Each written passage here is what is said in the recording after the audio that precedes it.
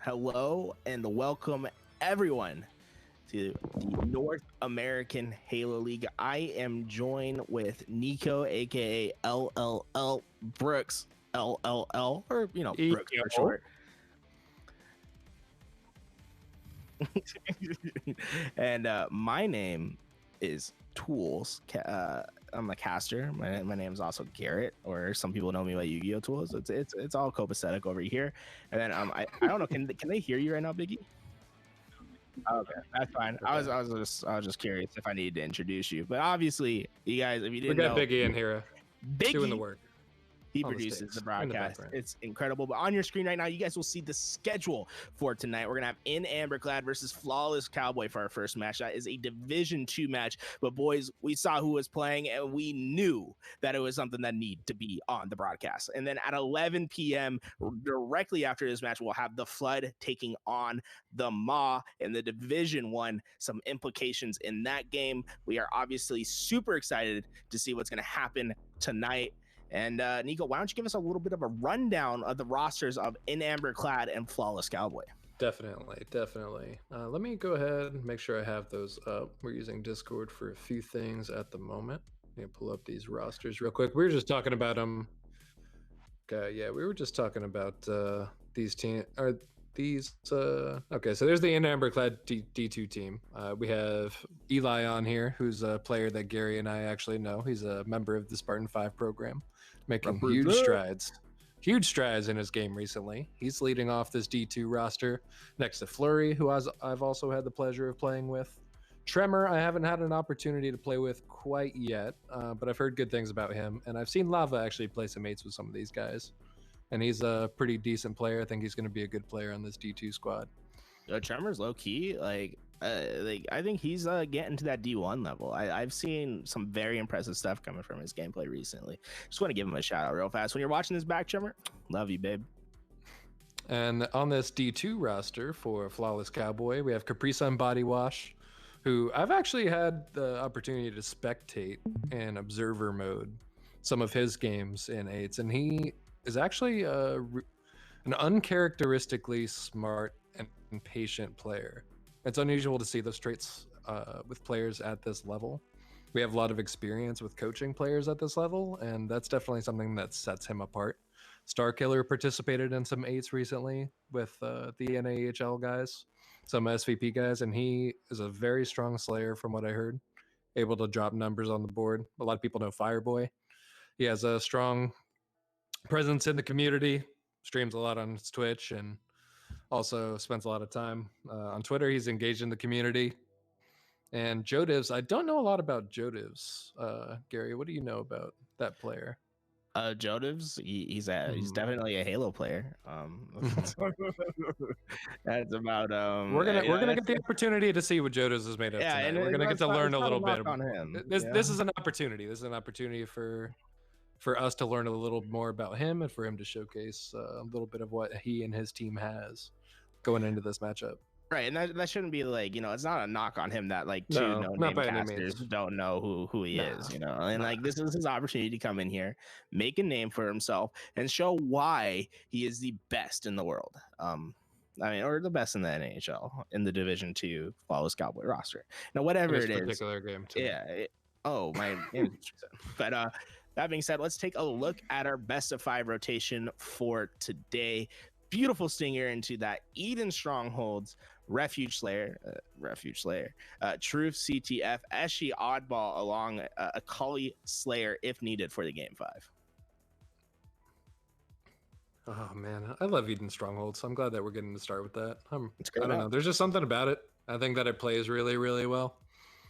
I also just seem to jive reasonably well with it. I think I have a good understanding of the spawns on that. And honestly, I think that is something that I'm going to love to see from these D2 players is some of these guys made it to the Strongholds 101 session that Callus and I held not too long ago, in which we covered Eden and Rig Strongholds. So I'm curious to see if these guys are going to employ some of those concepts that we discussed in those Strongholds 101 sessions. Things like holding Red Window, thinking about the different spawn traps that you can force another team into, some of the rotations that you can make, maybe baiting Blue Bend a little more than you do some of the other hills. I'm curious to see how these guys play. I think that we got all of the players in the lobby now. I see Star Killer is yellow, but we do need to enable observers in order to get this thing started. So let's go ahead and get ready on the observer front. But then we get yeah, even started. stronghold. I always like it. I'll be interested to see who opts to be that like anchor position over in red.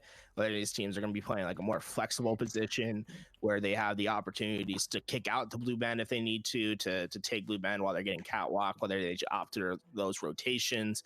Like you said, blue band's a little bit of a bait hill. But obviously players have their different ways of playing it. That being said, I would love to see players feel flexible and feel free to go to that blue band when that opportunity arises in order to outflank their opponents and then to get themselves some red control when the opportunity arises.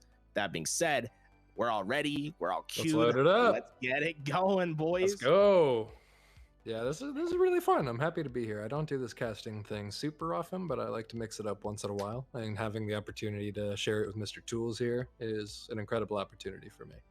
Hey guys, we'll give you the tools for success in this game, as we are gonna. That's and that didn't flow whatsoever. You could say I was like a little minnow swimming up the brook. That's bad. Farther reach. Let's focus on the gameplay. A little bit of a further reach. Keys for success off the rip. We have a camouflage on this map. We have an OS on this map. Let's see what happens with this. Yeah, I mean, get them, kill the opposing team, capture strongholds. That's really what my key to victory is for these teams.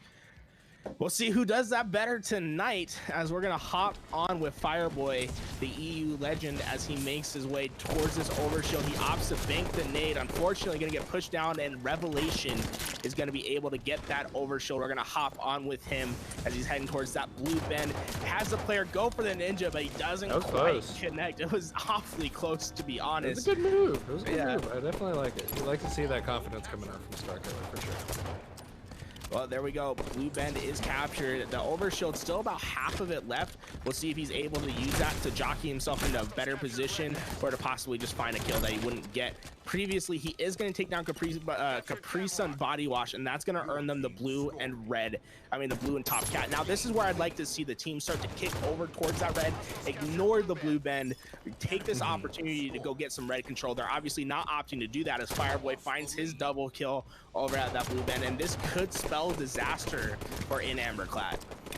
Yeah, definitely. What we saw there was this blue team made that push out to blue bend like we were talking about, and red team, instead of rotating towards red where they could have fought 3-on-2 or 4-on-2, they came back across the middle of the map to push blue bend and lost two of their teammates and lost their momentum, and now they're actually down in control on this map because of that decision.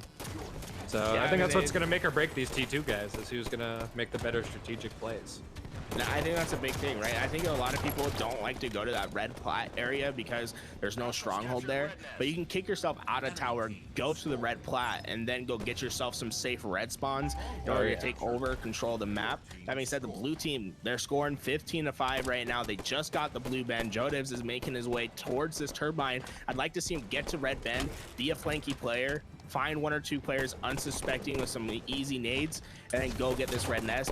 That was interesting right there. I wasn't sure what he saw on the wall, but he makes it up with the hot 5 on Vestal, and has seen these players spawn red plat. Opts for an interesting challenge, and unfortunately is going to get taken down. I would have liked to maybe seen him get his shields back right there, but nonetheless, doing a great job thus far. As Star Killer is going to be able to get the overshield, and I haven't quite seen what happened to the camo as of yet, Brooks. I'm trying to look for the camo right now. I was also looking at that overshield player. It looks like it may have just been burned. If I heard that correctly from Lava, maybe around 40. I think it's something that we'll have to look for. Oh no, I'm sorry, Vestal has it. If you look for Vestal in Red Yard, he actually just meleeed that player with this camouflage, and he is sneaking. Let's keep an eyeball on him, see what he's going to do with this.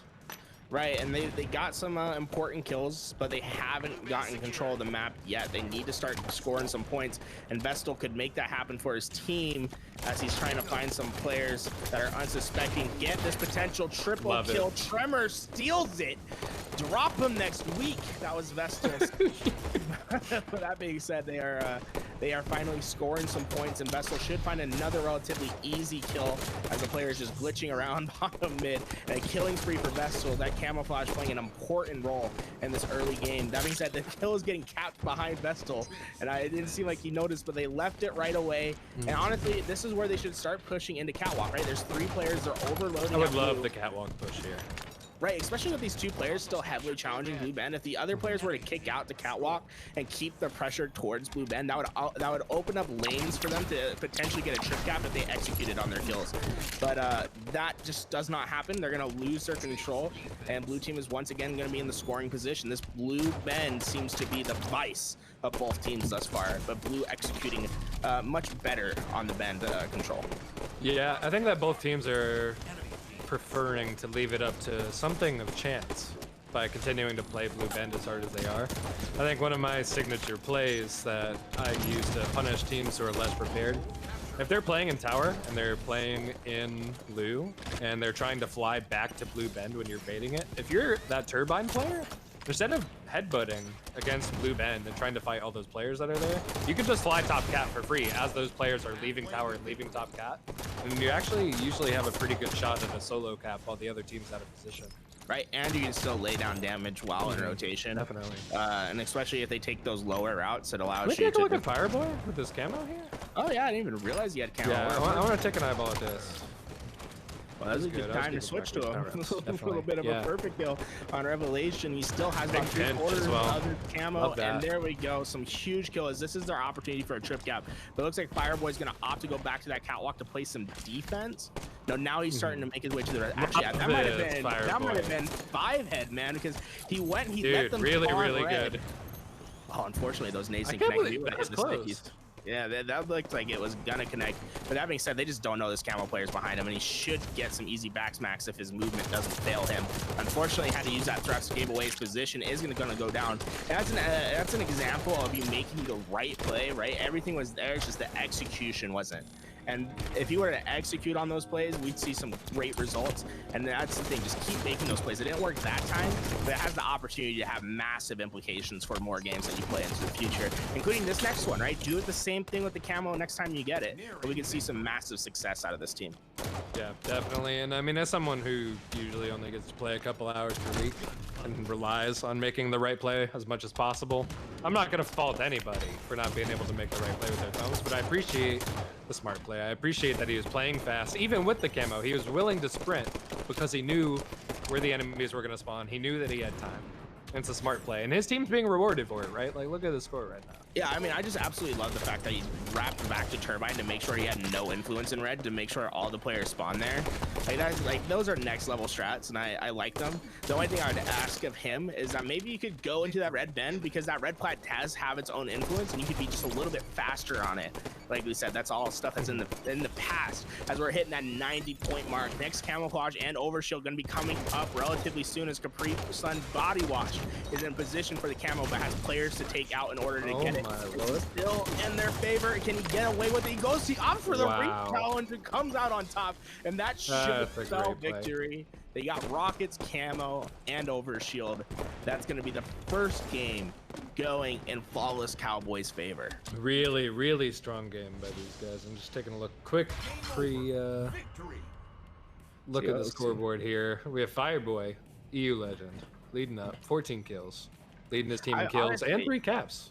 Yeah, I've been very impressed with the improvements that Fireboy's made recently. I think he's definitely matured as a player and has really developed his macro sense of the game. And I think he's in a prime position to start taking those next steps. That being said, when the lobby gets a little bit harder, I'll be interested to see what he does, whether he takes that next step, whether he's starting to get into those Division 1 thresholds, because I definitely think he has a possibility of doing it. And I think he just got traded to this squad. So, you know, I think he's proving to be a good fit.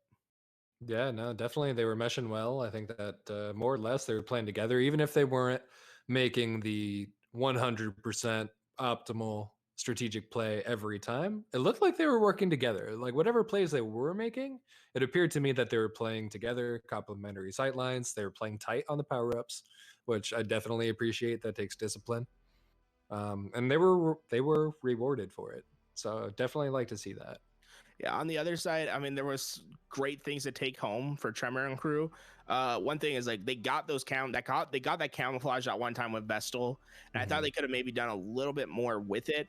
But once again, they had little bright moments. I just think they need to chain those together and build like a strong metal chain that they can really just have as a foundation for their gameplay. It just seems as if they have a couple links that are just barely tack welded onto each other, and you just like all it takes is one good push and they kind of just rip apart at the moment.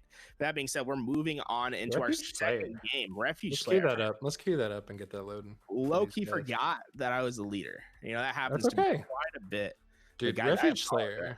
So something that I'm interested to see about this Refuge Slayer and the way that Refuge Slayer kind of is trickier than some of the other Slayers is that it is highly critical that you execute well as a team. I think that more or less it's reasonably simple in concept to play Refuge Slayer, but the idea is that you have to keep track of several moving parts and then do it as a team over and over and over again to succeed. There are 3 power weapons. So you have to keep track of all 3 power weapons in their time, and in the NAHL settings, you don't get timers for these power weapons. So you have to keep track of the 3 power weapons without timers, and then also keep track of the spawns, which can be difficult because usually if you're in control on Refuge, you're controlling Ring, right? Which is in the middle of the map, which means that the enemy, if you're not blocking some auxiliary spawns like one of the huts or one of the bases or some of the rock sides, they can spawn all around you, and you have to be hyper aware of a team where the enemies are spawning. And usually they're not even spawning at one place, they're spawning at multiple places.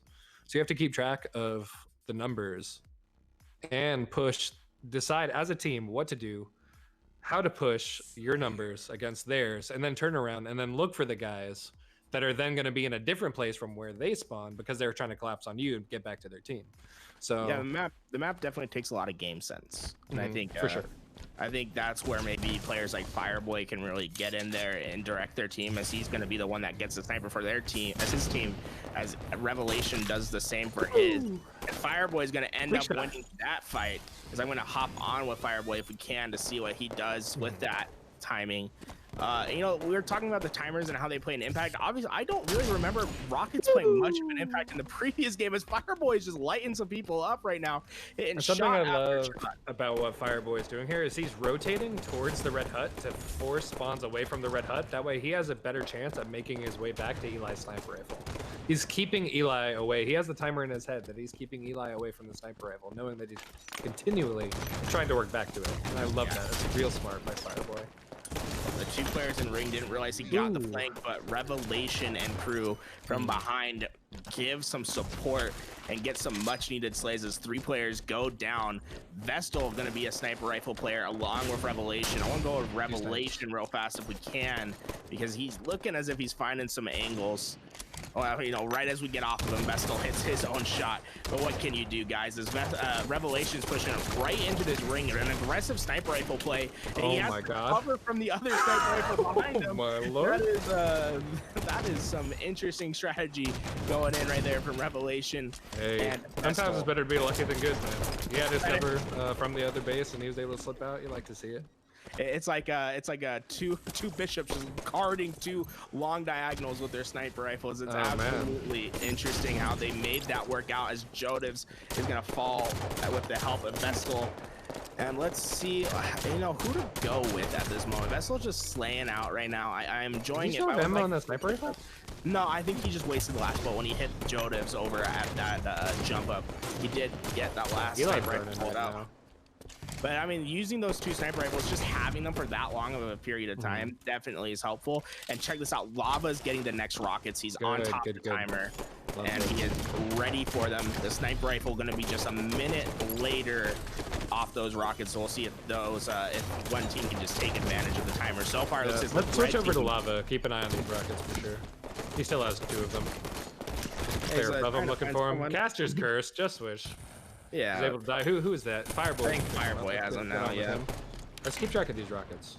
Yeah, I'd like to see Fireboy get to ring 3, get a top position. That's exactly what he's doing. Rain down. Definitely shoot down with these. Perfect. Right on Vestal. And that's going to earn him a killing spree. Unfortunately, that player just that's all right. dodges the rocket without even knowing. But Fireboy does eventually get that kill. And now it's looking all good for this blue team thus far. Now the question is, are they aware that the sniper rifles are spawning? Woo! That's a good question. You definitely have to think about it. The snipers are on staggered spawns with the rockets. For those of you that don't know, snipers will spawn every 3 minutes, rockets every 2 minutes. So there's sometimes where they're going to line up, sometimes not. You hear that first shot just crack from Eli, so now you know both teams are going to be playing for him for sure. Yeah, Revelation has the sniper rifle. Star Killer has the sniper rifle for his team. We'll stay on with Revelation and see if he's able to find some heads to take down. Now, like you said, he's in this back position. I'd like to see him do what Fireboy did earlier. Get into that carbine, try to find some long sight lines where you have quick escapes, and don't let the other sniper rifle have too much of the map as he finds Fireboy, but Star Killer found 2 of his own. And now Eli sees that player ring 3, misses the first shot. The wall is going to take the second one, and he has 3 more sniper rifle bullets to work with in a back position. It looks as if this blue team's taking advantage. We see them starting to get into that ring, and now this is where the blue team can get it. Eli needs to hit some critical snipes in order for them to get back this position.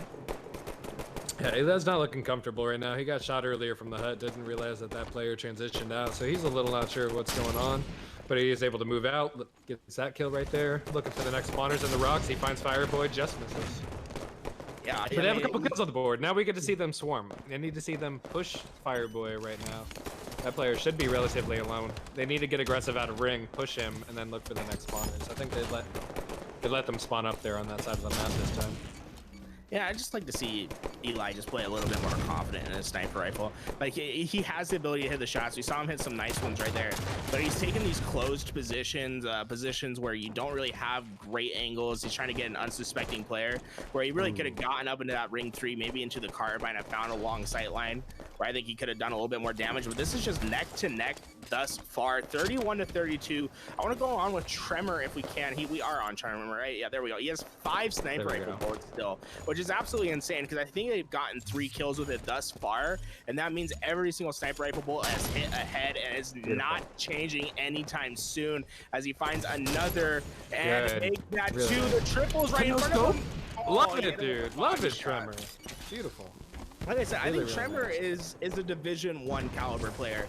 I think he has his down games, but if he can definitely bring that edge of consistency to a Division 2 roster, I think it might be time to be eyeing him for a Division 1 jump up.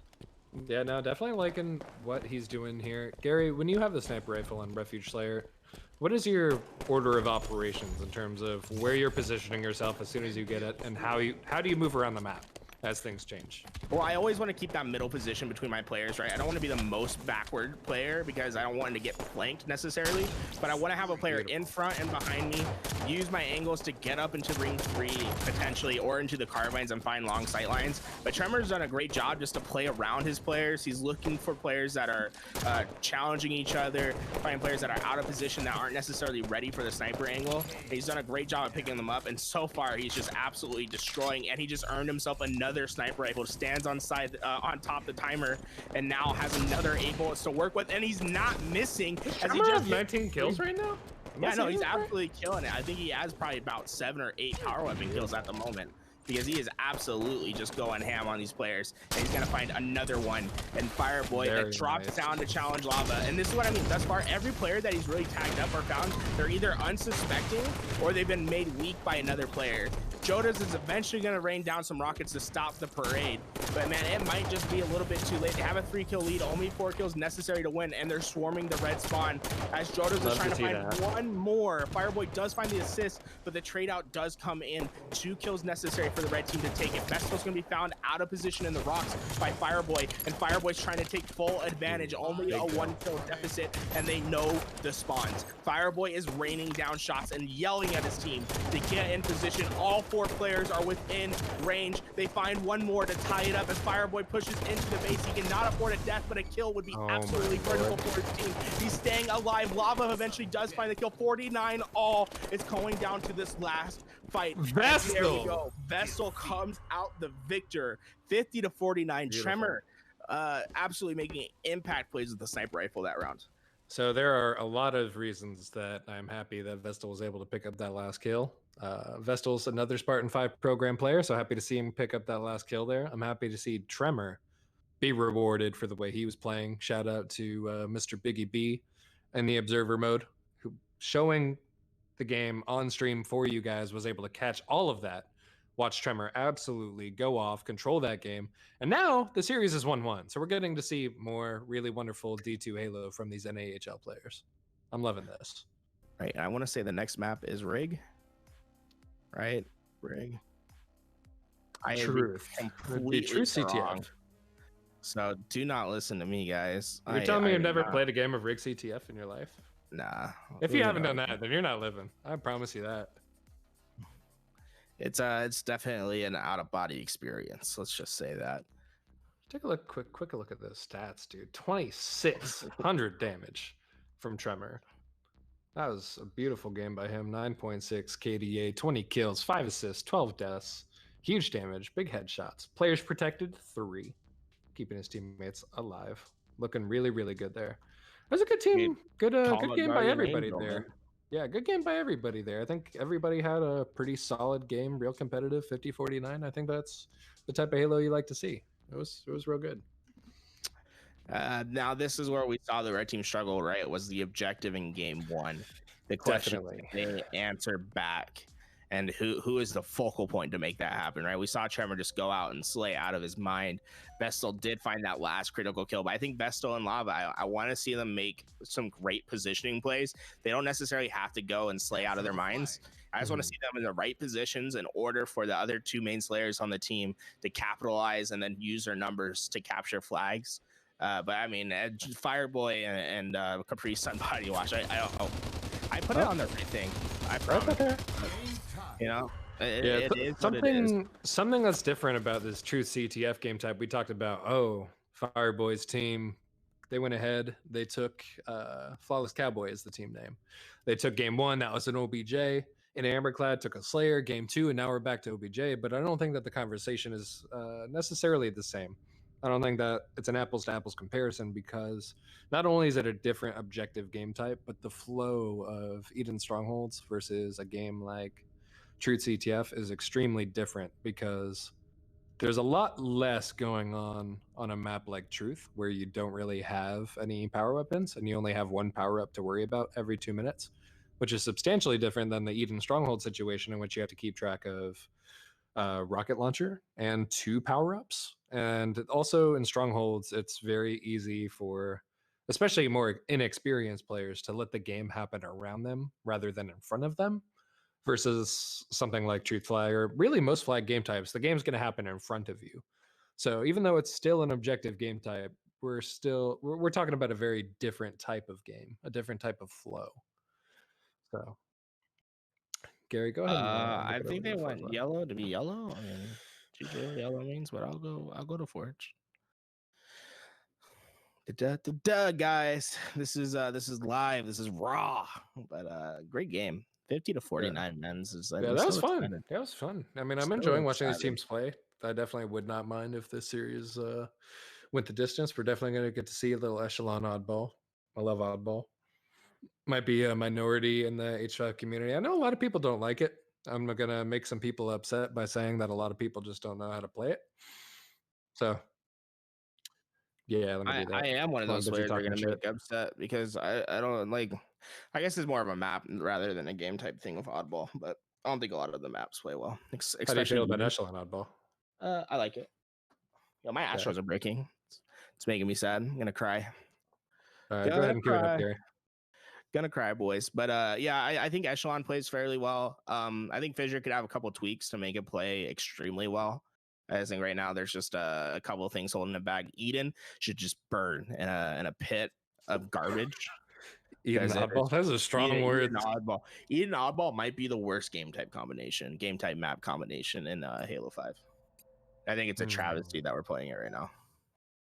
But well, I know. Yeah, we're talking about oddball in preparation for what comes after this. But yeah, True CTF.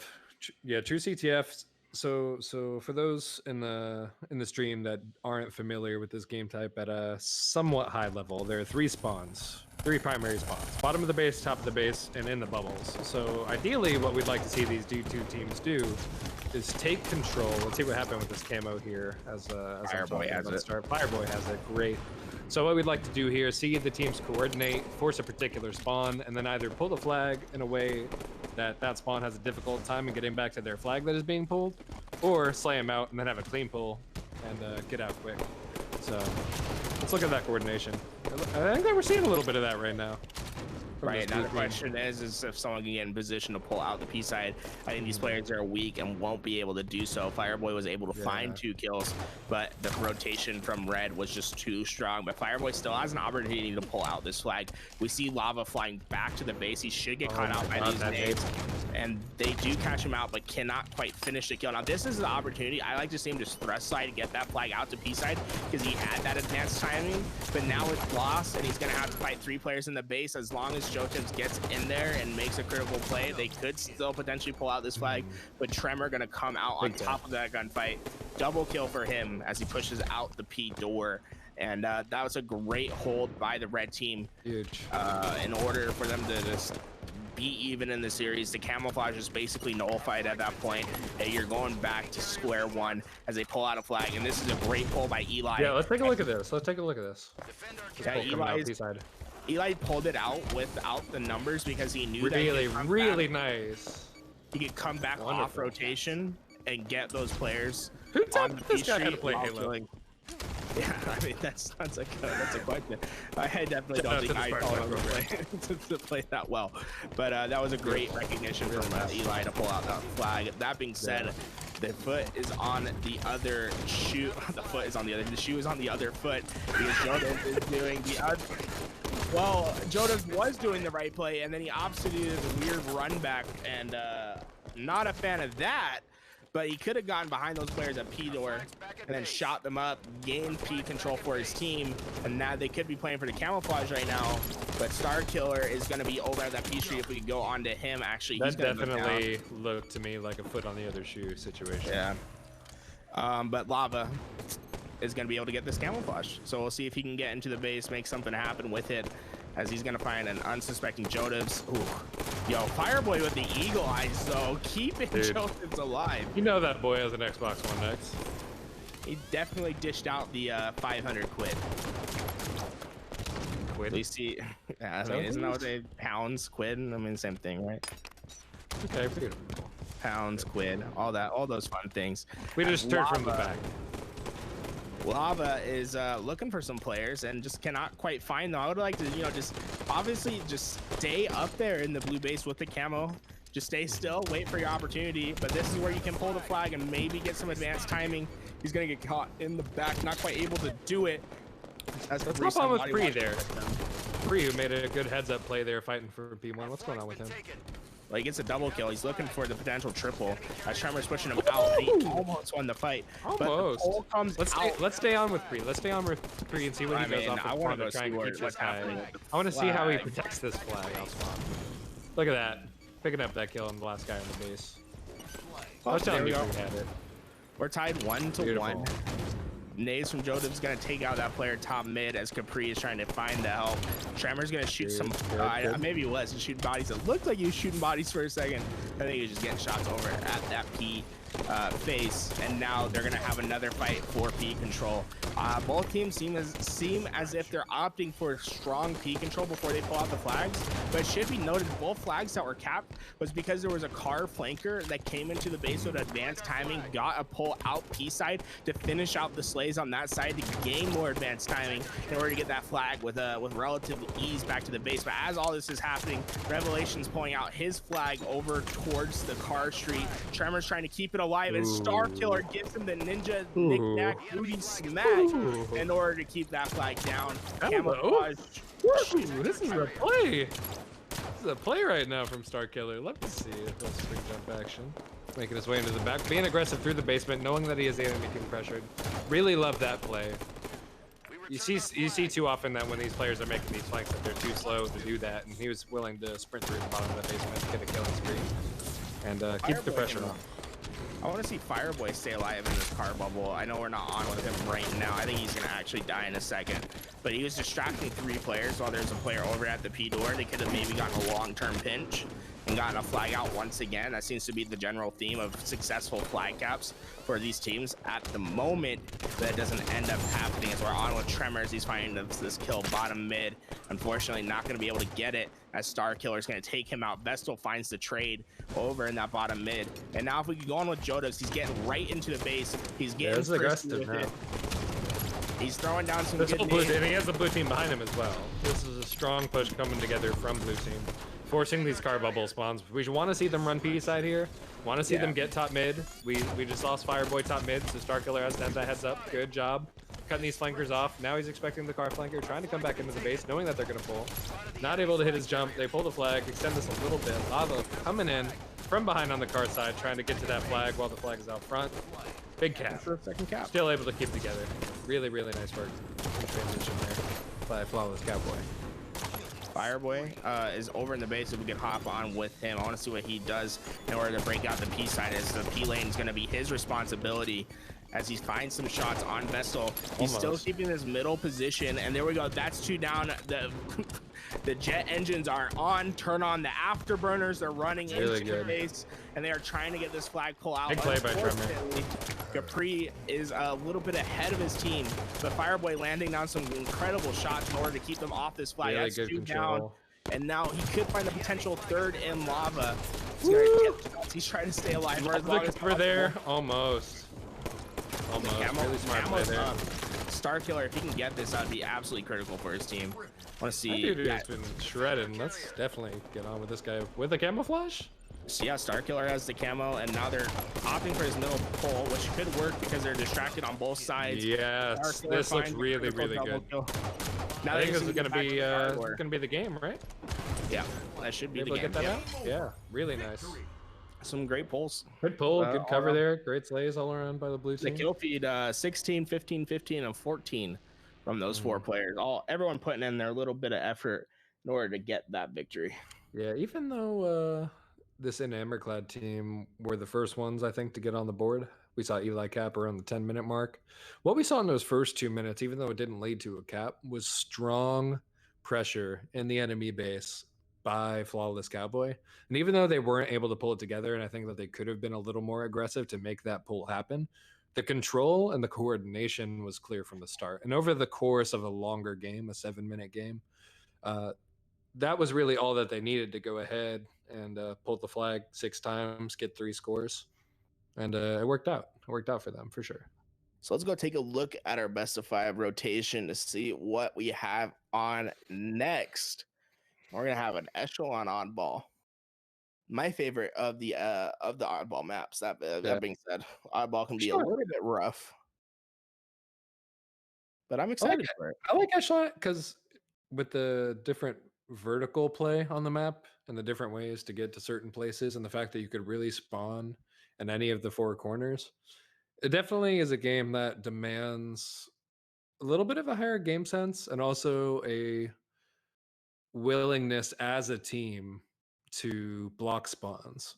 How often does your team take the ball into blue and matchmaking, but then you get pushed from a bunch of dudes from the Pelican who are just flying off their spawns into blue base, tearing your shit up, right? Blocking that Peli spawn is something that a lot of people don't do. Maybe we'll see a little bit of that this game. Both people blocking it, not blocking it. We got rockets, we got camouflage. We want to see how these teams use the rockets to roll into the camouflage. And yeah, I'm not sure how this game is going to go. Let's hop with Star Killer to start the game. He had a impactful play. Shredding. Honestly, who goes rockets, to be honest. And I think that'll be a big key to victory is whoever controls those rockets, right? Because camo is going to always be a little bit after rockets.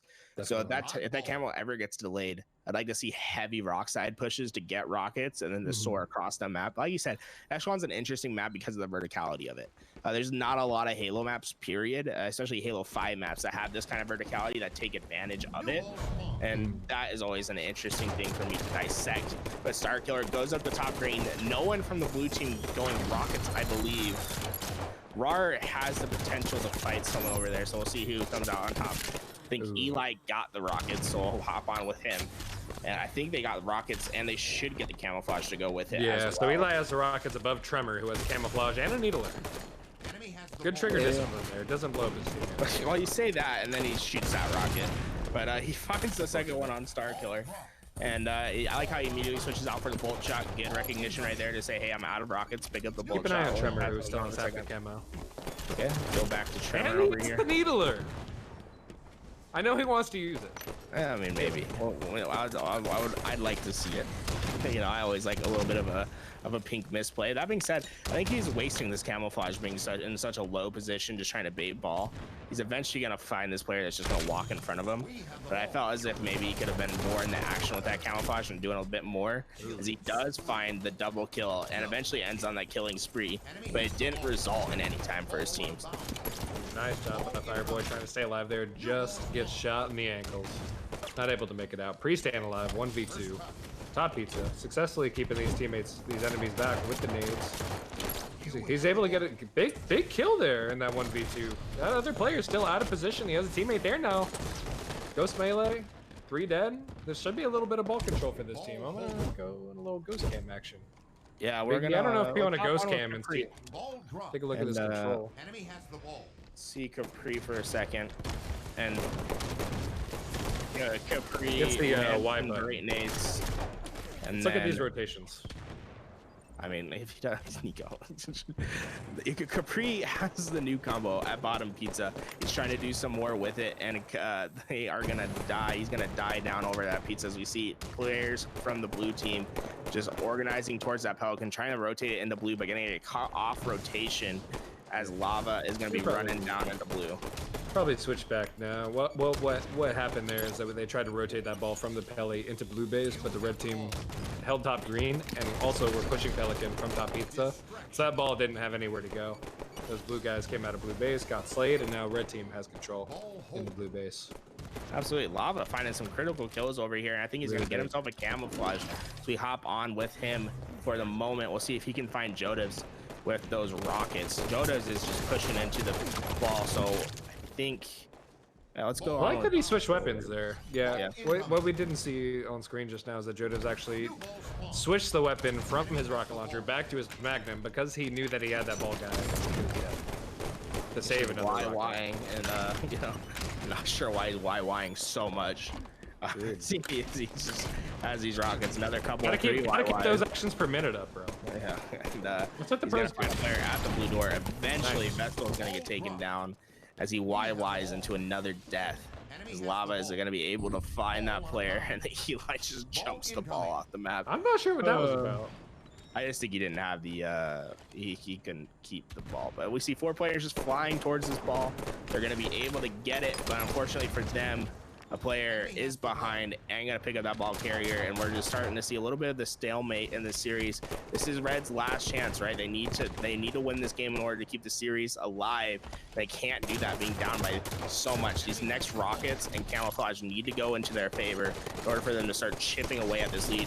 But thus far, I've been impressed with the slaying. Big plays here. Big Cowboy. plays. Yeah, there's another 4 for Flawless Cowboy, but at the 8-minute mark, rockets are coming up. Red team spawning in blue base, so neither team necessarily in position. Vestal making the push towards rockets, turns away. Really unfortunate to see that. If I'm not mistaken, those rockets are up right now. Yes, Yeah, they we'll are. see. Neither We'll team keep is an playing eye for them. to see who gets them. You know, that's the thing with having the no weapon pad. Camo should be coming out soon too at this point. So not only are they not thinking about those rockets, but also the camouflage. Yeah, Capri's in a position to watch ball and get camo Oh, potentially. looks like somebody just grabbed it. Someone have it. I don't see anyone with it. I thought I saw somebody with it. I guess not. I think Might have died. Jodas just put it on his body. Oh, Jodevs has it. Yep, there we go. And I don't think rockets ever got picked up, so they should be still sitting over there. Oh my lord. Jodas, I think Tremor was trying to get himself. He was like, did I see him or did I not? Ripped off Tremor, a couple good rose awareness petals and eventually found it. Jodev's eventually gonna Able find to the make that kill. late play like that. And the minute late rocket's gonna actually play an impact into the game. That's an aggressive pre-fire from a Camo player. His Chotems was pre-firing into the top green, and now he has 2 players underneath him. He could make a critical play for these kills. Vestal has made 1 shot. The player to the left, he immediately rechallenges towards Revelation, but Revelation gonna be able to find the trade, but all the slays still going into Flawless Cowboys' favor. As long as they can outslay, you can win an oddball relatively handily. I think that's the biggest indicator of who's going to win an oddball game is definitely the slays. The more you have people off the map, the easier it is to hold that ball. Yeah, definitely. Fireboy almost made a really nice rotation out of the way there, but not able to. Red team actually lost 3 players there. They have the ball again, bottom left. Where's this red team spawn? They actually just spawned a little bit Pelly, a little bit blue. Blue team no longer has control in that bottom left area. I think Fireboy's the last player down there. Curious to see what he does with this ball. Yeah, if I can play it there. Look at the milk. Look at the milk. This man's gonna milk his way to the series end. That's not some 2%, bro. That's some half and half right there. He's going rail to rail, just getting some fatty milk in the system. Getting some more ball time. That being said, the ball did go in the favor of Vestal, and Tremor has a rocket, so I want to go with him real fast to see what he can do with these rockets. The camo, I believe, is fairly late, so these rockets should play an impact in order to see who gets the camouflage. Starkiller going to be able to find the trade. Ball goes off map. Fireboy in position for camouflage. He ends up getting that camouflage. Starkiller gets the rocket. Has rocket as well. Yep. Exactly. So this is just about as good as you can ask for this Flawless Cowboy squad. We'll see if they can use this to parlay the last 20 seconds of time as Starkiller finds the kill with the rockets and Fireboy with the camo. Only 9 seconds necessary. The last players at lift, as long as they go and get cutoffs, they should be fine with 3 seconds to tick, and that will be game. Strong play by Flawless Cowboy. Definitely a little more cohesive than the red team, and I think that they did a slightly better job of playing for the power-ups and power weapons, and they were rewarded for that, definitely. Yeah, I think that's just I think that's a opportunity for Tremor, Lava, Vestal, Eli to go and go lab those couple games out. I think they had opportunities. I think it just came down to, I want to say bad macro play, but insufficient macro play. No, I mean, and you look at the slays, right? Like, you look at the slays in this particular game, it doesn't really look like either team really outslayed the other one. Right, which really just came down to the ball time. It came down to controlling the spawns and getting the ball. That's exactly what you're saying. Yeah, I would lean towards the blue team just having a better macro fundamental for that game. They made more uses of their slays. They were on top of the camouflage more often. They're playing better positions for the camouflage more often. I think that's why they got I'd say a pretty handedly I don't know how to say this. They handedly won. I don't know. That's whatever I'm trying to say. They won. They handily won the game. Yeah. Handily won the game because of their superior macro play, especially on the oddball. I think it's just on the objective. There's some work to do for this red squad, and I think they can definitely go back to the lab, figure out their objective, and then come back and 3-0 this team. I think they have the talent there.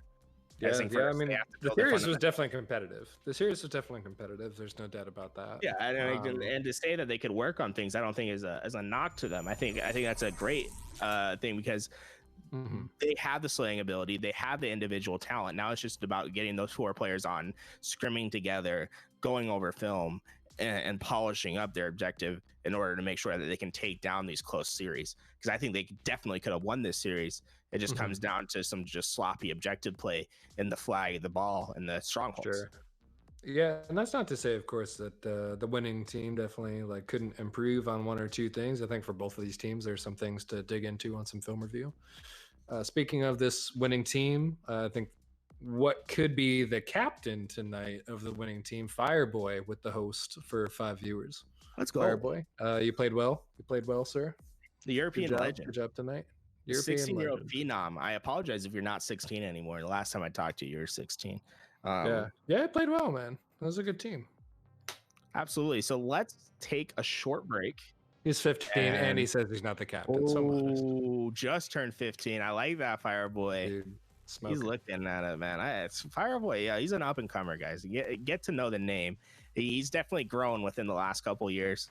I admire his growth Now it's just a matter of turning it into something more impressive, right? This is your time to shred down all those muscle fibers and to build them back up, and to really become a better player. We're gonna take a short break. Sorry, I was just gonna say quick that Capri is the captain for that squad, and he showed it that last game with the most damage in the game. Yeah. Wanted to shout out Capri for that. Good job, Pri. All right, so let's take a quick break. We will be back with our Division 1 match of the night. Just stick with us 10 minutes at most, guys. Yep. See you there.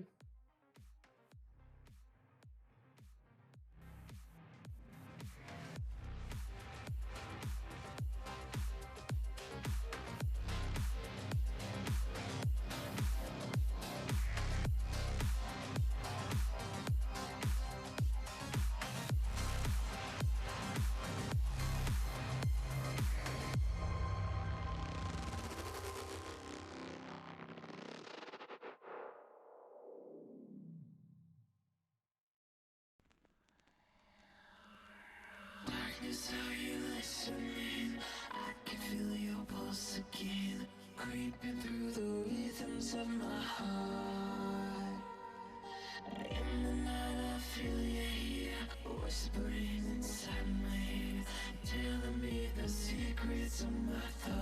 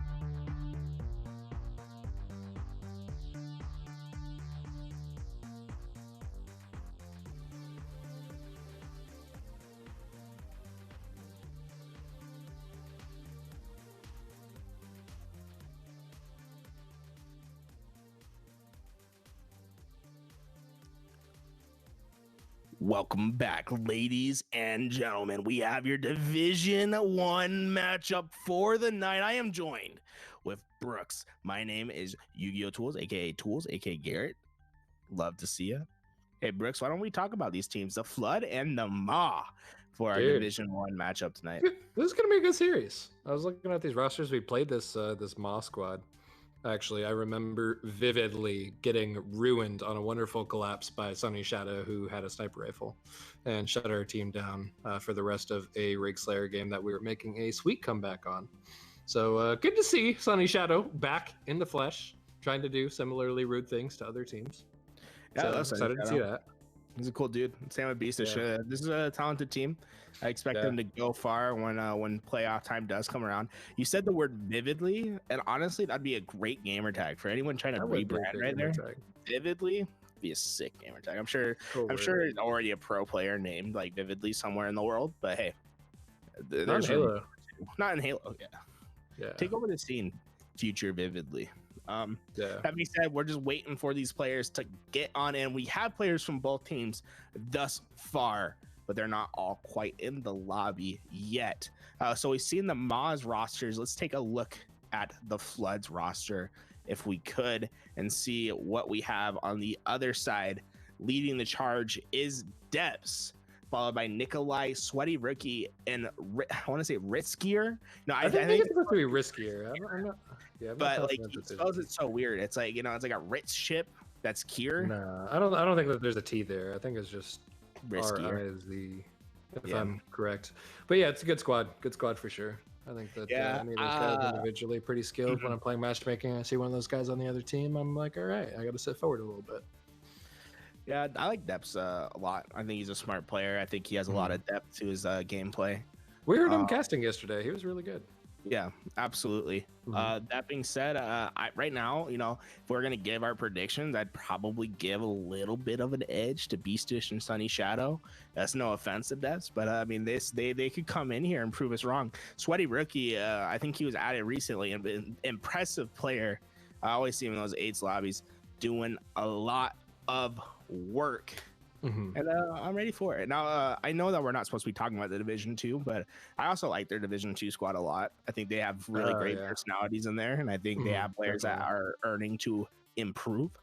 And I think that's one thing that we should point out while we have the opportunity to. Now, let's go take a look at our best of 5 for this Division 1 series and see what we have on the plate for these players to take on today. Game 1 gonna be Fissure Oddball, followed by an Eden Slayer and Empire Strongholds, and if needed, we'll have the so famous Kali CTF followed by a True Slayer for Game 5. I mean, you couldn't really ask for.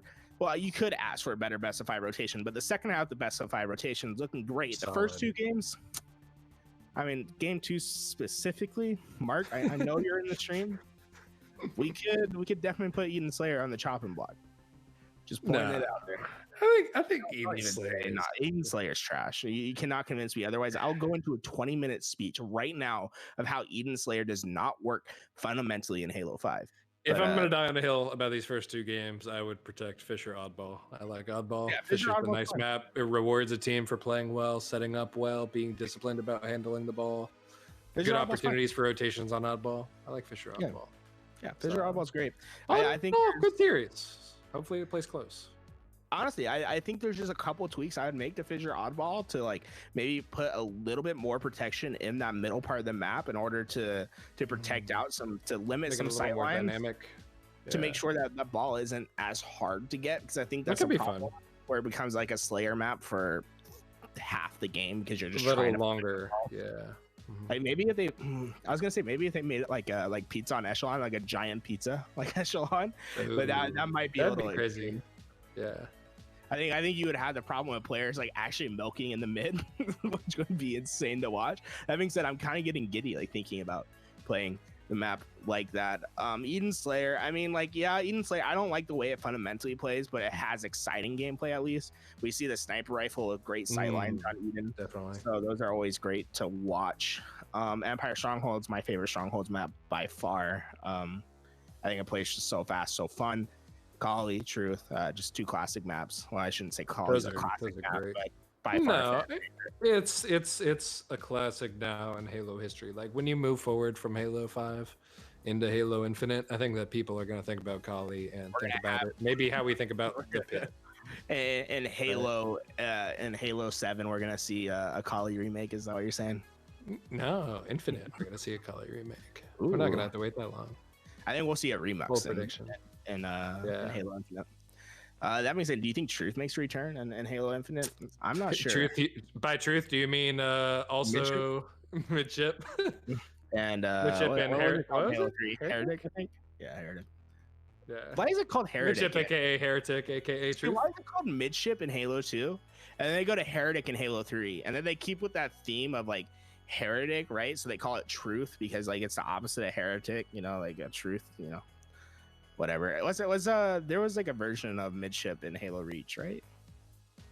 I could be wrong. I'm not sure. I'm trying to think of what I'm thinking of. Oh yeah, there definitely is a version of it's like a remix version. It's like it has a sniper rifle on it and stuff. But that being said, we're still waiting for players, so we'll take a quick break, guys, while we get off the topic of just talking about maps and how much we despise or like them. And we'll be back in a couple minutes to see if we can get the rest of this depth squad in here.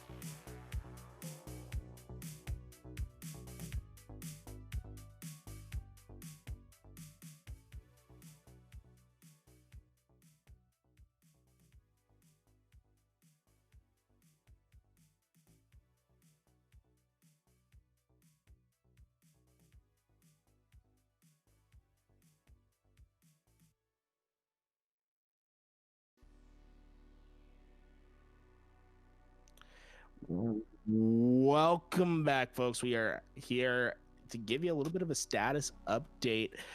I am Tools. I'm joined with Brooks. Brooks, I'll have to take it away. Let everyone know what the sitch is in the Hizzo. So what is happening right now is Deps's team is still missing one more person. We had a couple of people from their D2 squad show up. They're able to go ahead and fill in, but they do need 4 players to start. I think technically we are getting to push the allotted amount of time that the MAW is able to look for a forfeit, but I think that they really want to play. So that series might still be going on. We're trying to figure out exactly what's going to happen with that. We should find out any minute now. In the event that the D1 match is not going to be played and will be forfeited, we will get on before game 2.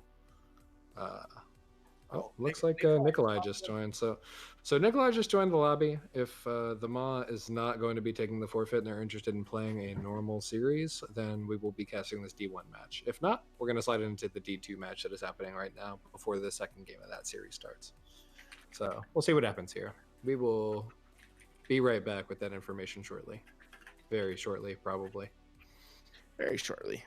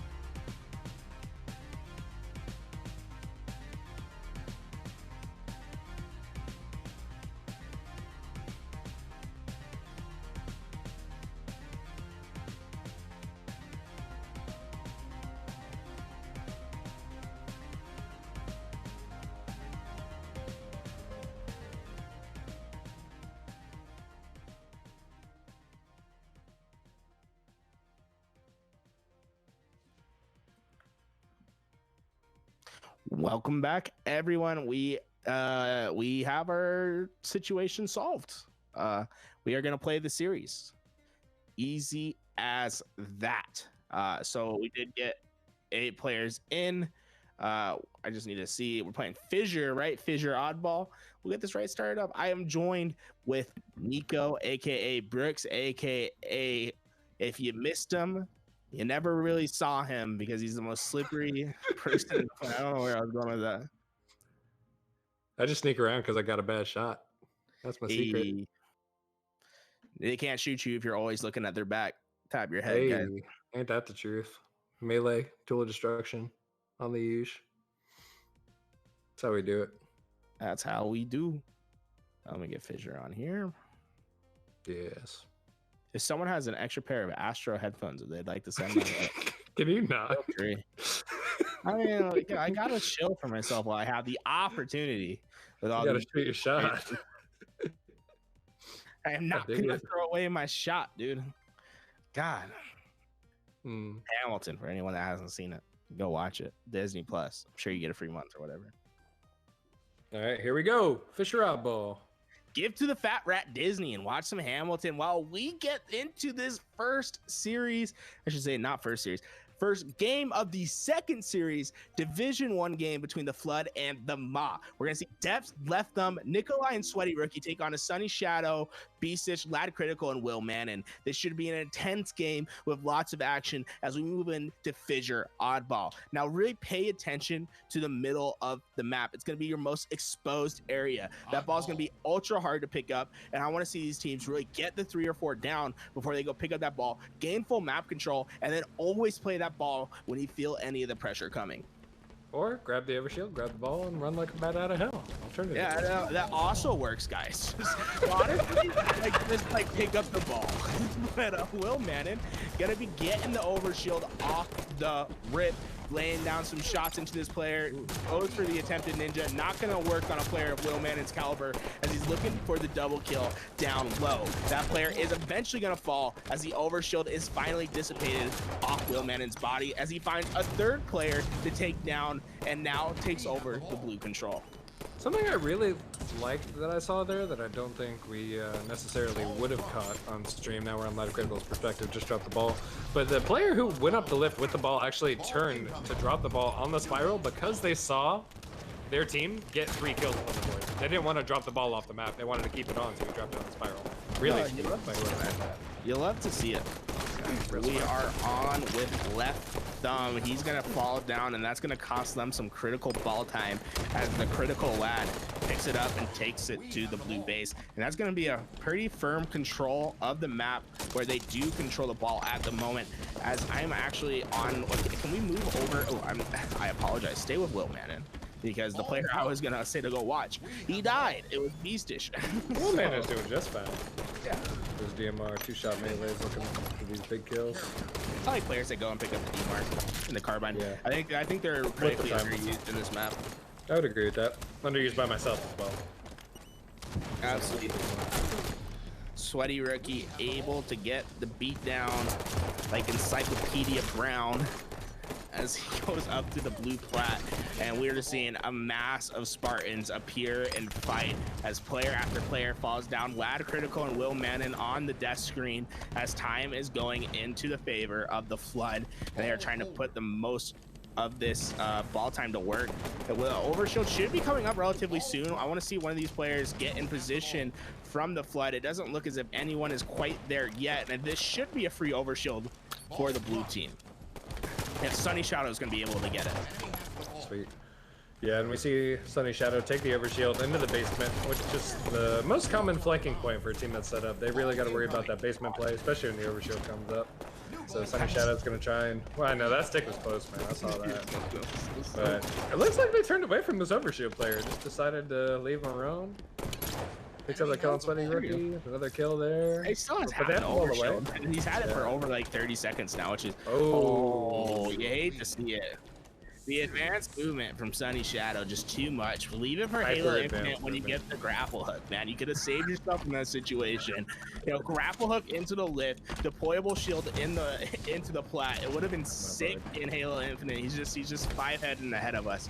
But I actually want to hop on with Beastish because he has this blue plat and he has this weapon I was talking about earlier, the carbine. I want to see players pick this up and put it to work, and he can go get long sight lines with this carbine and get some easy kills as he's gonna find 2 players in the window. He finds one of those players and uses the nade to potentially zone out another.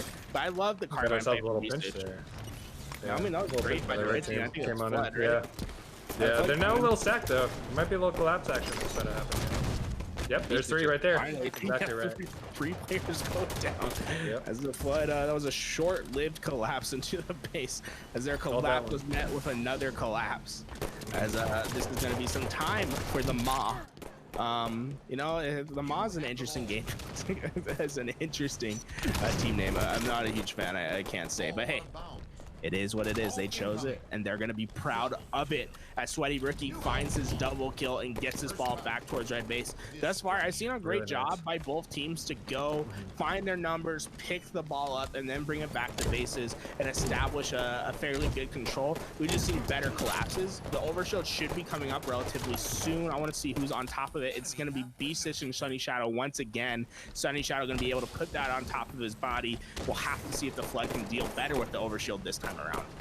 If I'm not mistaken, I think that we've seen in both of the times that the overshield's been up recently where the Flood will have control of the ball in a base and be willing to give up that overshield to the Maw, who is going to grab it for free from the bottom and then push it to the base. And it's kind of been the flow of the game so far, and I think that it might have led to the slight differential in points that we see on the board right now. I just feel like this is a short-term plan, right? You can't do that every single time and expect to come away the victor. I think you'll get punished over and over. This time it's going to work because Sunny Shadow really had an ineffective overshield right there. But I'd like to see him maybe push himself into a base, maybe just go tank the ball with that overshield health. But Will Mannon's going to be able to grab this ball and bring it right back to his team. Really, the Flood just not having the angles to get onto that player that time around. And I'm actually, can we move on to Sweaty Rookie? I see him making this deadly flank through the bottom.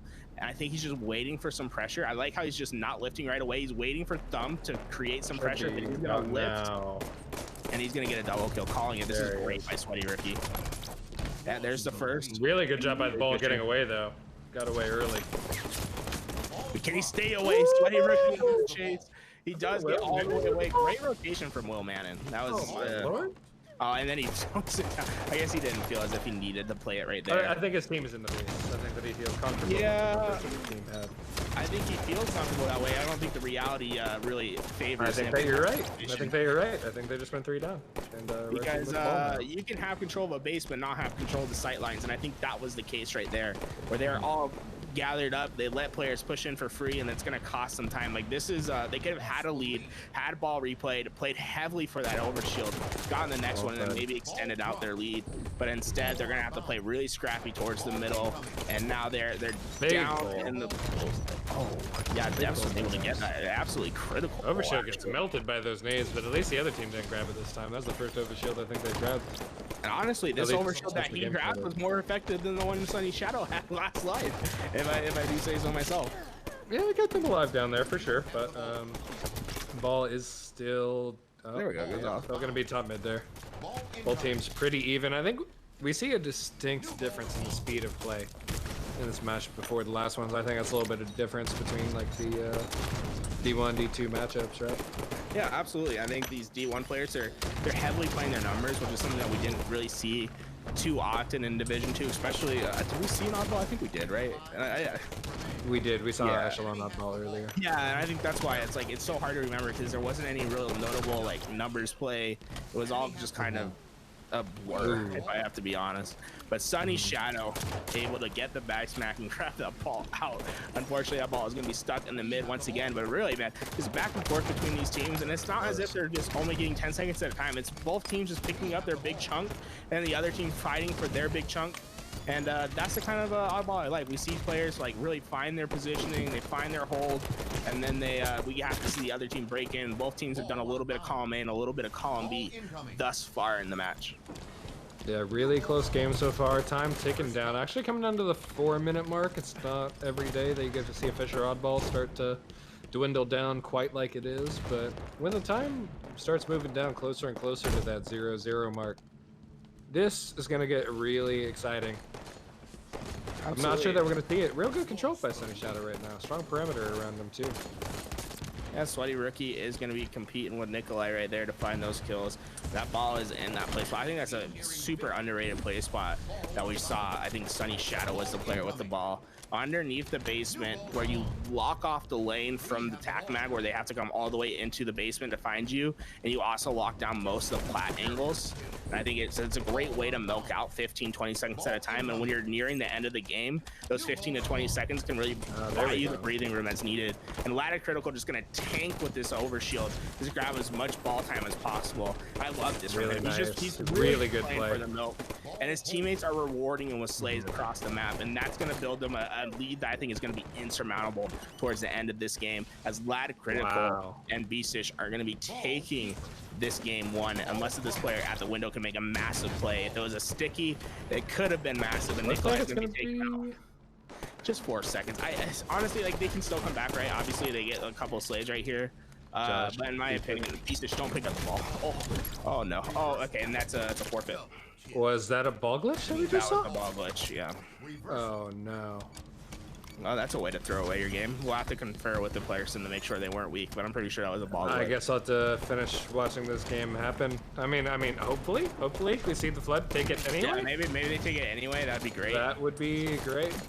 Yeah, I am really rooting against Beastish. You know, I shouldn't do this as a caster, but the second you ball glitch, I am seeing red. I am a bull with a cape in front of my eyes. I am roaring for this comeback to happen, and it is on its way. 147 all. The ball still in hand. It is played in the middle of the map. We see it. Just 2 seconds necessary. They're fighting the players in the middle. They find the kill. Sweaty Rookie's in position to go get ball. It's a double kill. That should be the game, as Will Mann is the only player in position, but Will Mann will do exactly what is needed. The ball goes in, and the comeback is real. Glad that we could avoid having to take the time to take a look at that. Yeah. All right. You reap what you sow. Do not ball glitch. Fun game though, all around. Yeah, absolutely. It was a great game. I think if you take out the ball glitch, I think the result could have been it's probably the same. So, but great job by Letham. I counted them all out. You know, I said, hey, they're down for the count, and they obviously proved me wrong.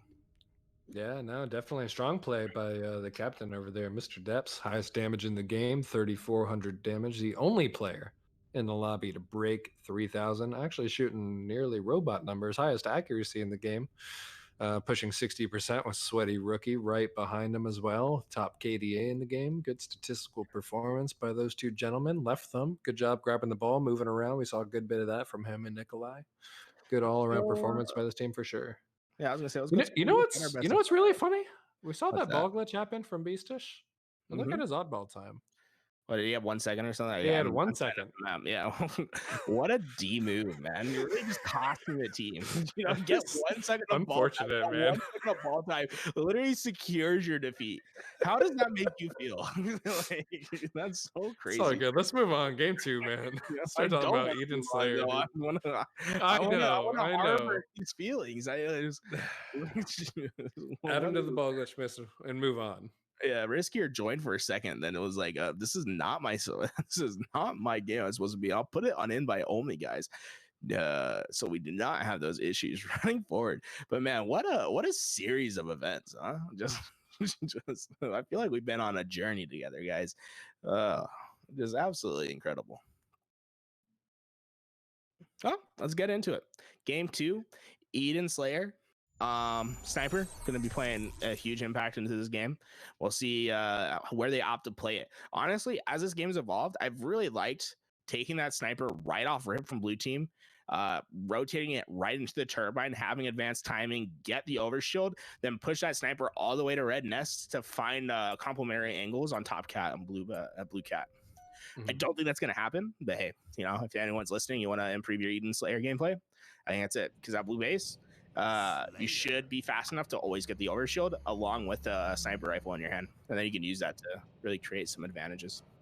Or if you prefer just to post sick clips on Twitter, just grab the sniper 360 no scope off sniper instead. Yeah, man, that's sick too. Yeah, I mean, like, I don't know why they aren't listening to you. Ignore what I said. That's how I get paid the big bucks as the founder of the Spartan 5 program. Absolutely. Beastish was able to get the sniper rifle, but maybe the curse is still on, because all 4 players went down after that. And the way that he's trying to reward himself is with the Hydra that he just picked up in the back base. We'll move on to Sweaty Ricky. He has the sniper rifle I guess the overshow must have gotten burned by one of the blue players because I didn't see it popped up on anyone's body. Now, one thing with the sniper rifle, I think it's really important to make sure that you are a middle player. And right now, Sweaty Rookie is a perimeter player that has a very dangerous open sight towards the open turbine side of the map. But that being said, he's going to find a great shot on Will Mannon and keep the sniper alive and in the middle of the map. Yeah, I was looking around Sweaty Rookie in third person. I thought there was going to be a player behind them, but I guess not. He's maybe getting pinched, trying to do a good job of living there. Big pressure on the right guy, picking up that sniper rifle in red yard. Still alive, dodging nades, making that push. Ooh! Nikolai! With the shots! What a shot. Look at that. Beautiful. What a shot. What a go. That was really nice. That's some nice cool clan tag on that guy, too. Look at that guy's clan tag. Which one? Nikolai's? Oh yeah, the Nico tag. Yeah, love it. You love to see it. I love him calling that out in game. You know, Nico. It's just such a satisfying call out. That being said, left has the sniper rifle. I want to go to him if we can to see if he can blame some people. Just misses the shot. That would have been. That would have been shit. Yeah, it would have been hype. That would have been a Twitter clip for sure. Yeah, that would have been montage. Maybe not montage, but it would have been up there. Oh my Nikolai! Okay, well we're talking about montages. Let's go, Nikolai. I see you.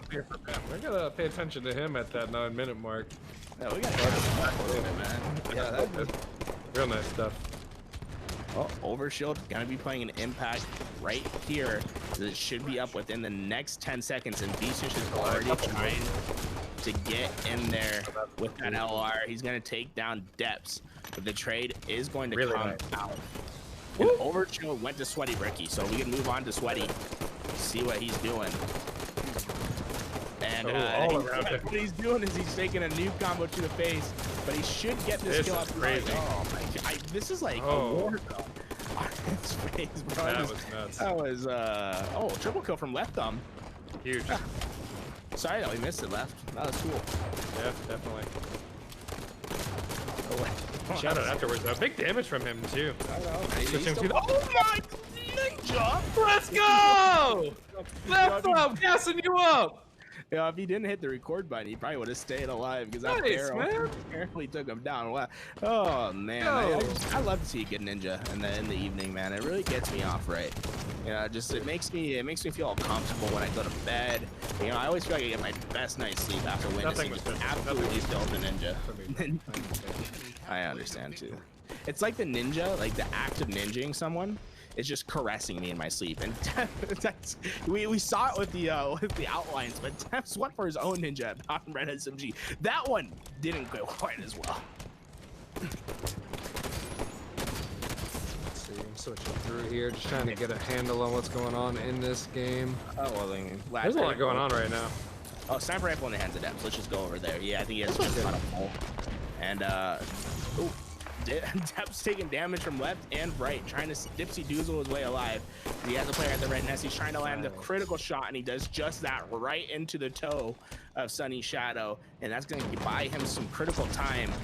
I think, where is he? I feel like there's a player behind him, but there isn't. And I no. He got, oh, yeah, there he is right now. There he is, bro. They're absolutely Beast was able to sneak behind him. I'm like, how did bullets on and I couldn't see that guy? How could he see him? Bro, I was like, this man is not looking. I thought I lost one too, and then I saw a kill on the kill feed, and I thought it was okay. Guess not. Oh, yes. Up right now.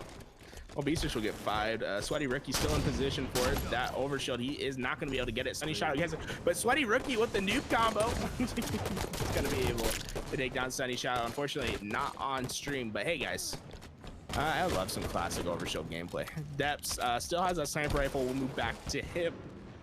He only has 1 bullet, but you know, if I know Depths, that 1 bullet's gonna be super stylish and just an incredible kill. Can't wait for it. Hey! There it is. Called it. The frame perfect kill at Red Nest. You love to see it, man. I mean, look at it. They're soaring out, ready for the spawns. This is the Depths that I love to see. This is the Depths that is the flood, man. They're going in. They are just taking over their host and making it their own as they are maintaining this 5-kill lead just beautifully inside the red bases. Depths is looking for another kill. Sunny Shadow unfortunately going to cut him down from the top cat. But man, this is a fun Depths squad. The Depths and the Flood are just absolutely a fun team to watch. Yeah, both teams playing really, really well. High speed of play, good collapses, good gun skill. Definitely floating around. Definitely liking what I'm seeing from these teams. I always like Will Mannon's gamer tag. I don't know if his name's actually Will Mannon. I hope it is. Like, if that's like his full name, because that'd be sick. I love gamer tags. They're just people's full names. But they brought this game back 36-38, just within 2 kills. This Overshield going to be playing an impact within the next 20-ish seconds as we see players starting to jockey out for those positions. But Left Thumb just sitting on this top cat, trying to turret down some people as Depps is able to find the double kill in the base. And I want to see what's happening over at this Overshield C. Let's go on with Beastish for a second. I know sniper rifles in the hands of Depps. I want to see what happens with the Overshield first. As Depps is playing awfully...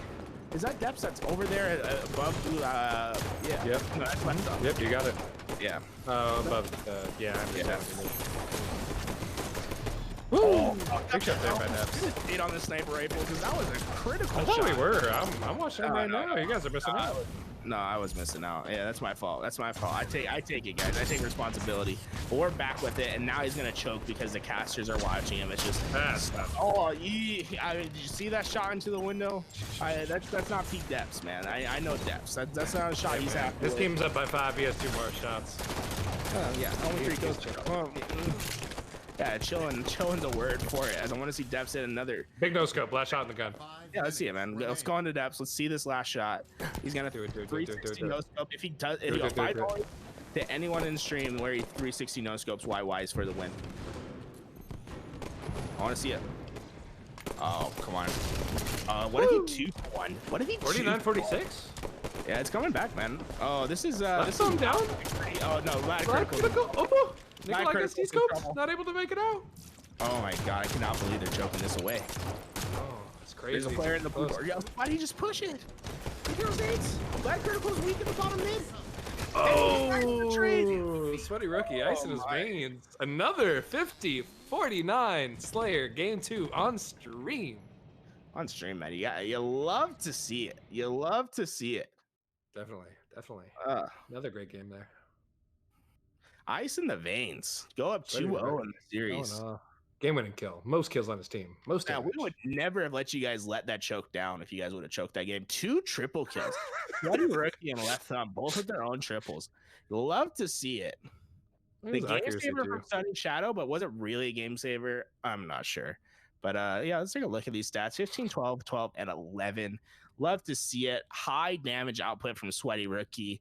A more even spread of the damage on the blue squad as we move on to our next objective game, which I'm not quite sure what the next objective is. Empire Strongholds.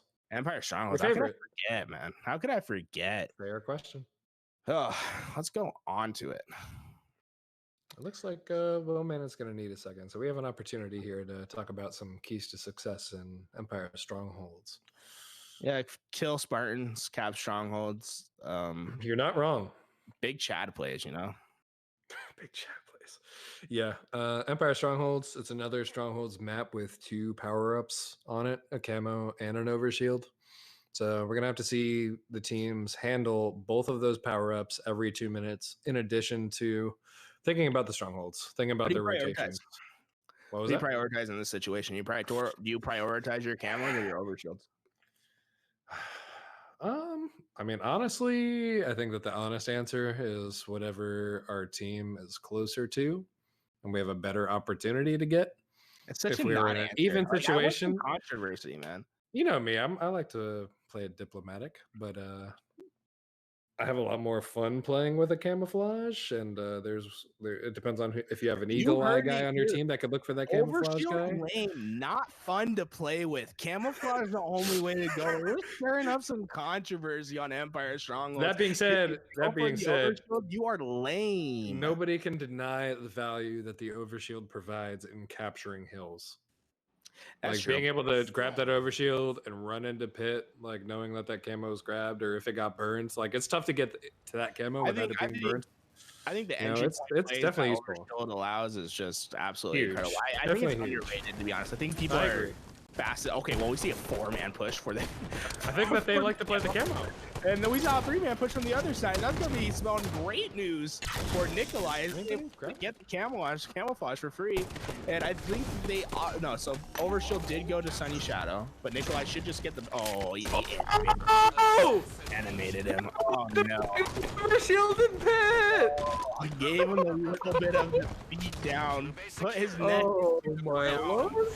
Oh, now he's if he does it again, if he gets another animation. Did we see ground pound? Did we see ground pound is on? Are these not the right settings? We've seen AR if they weren't the right settings. Do we end the game?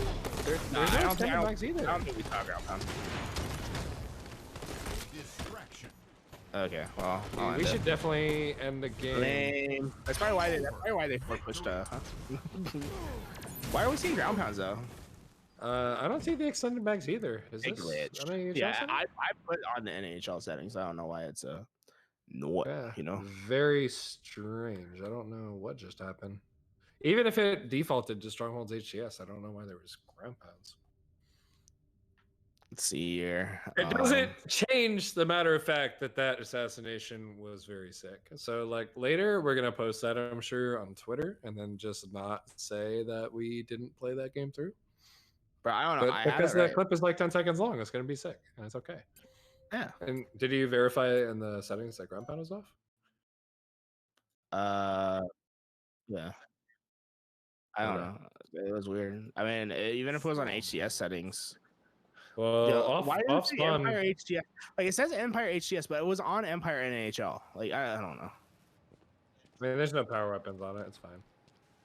Are we gonna see them try and ground pound here? No. Well, we do see still the 4-man push coming out from the red team, which is interesting. I see extended mags.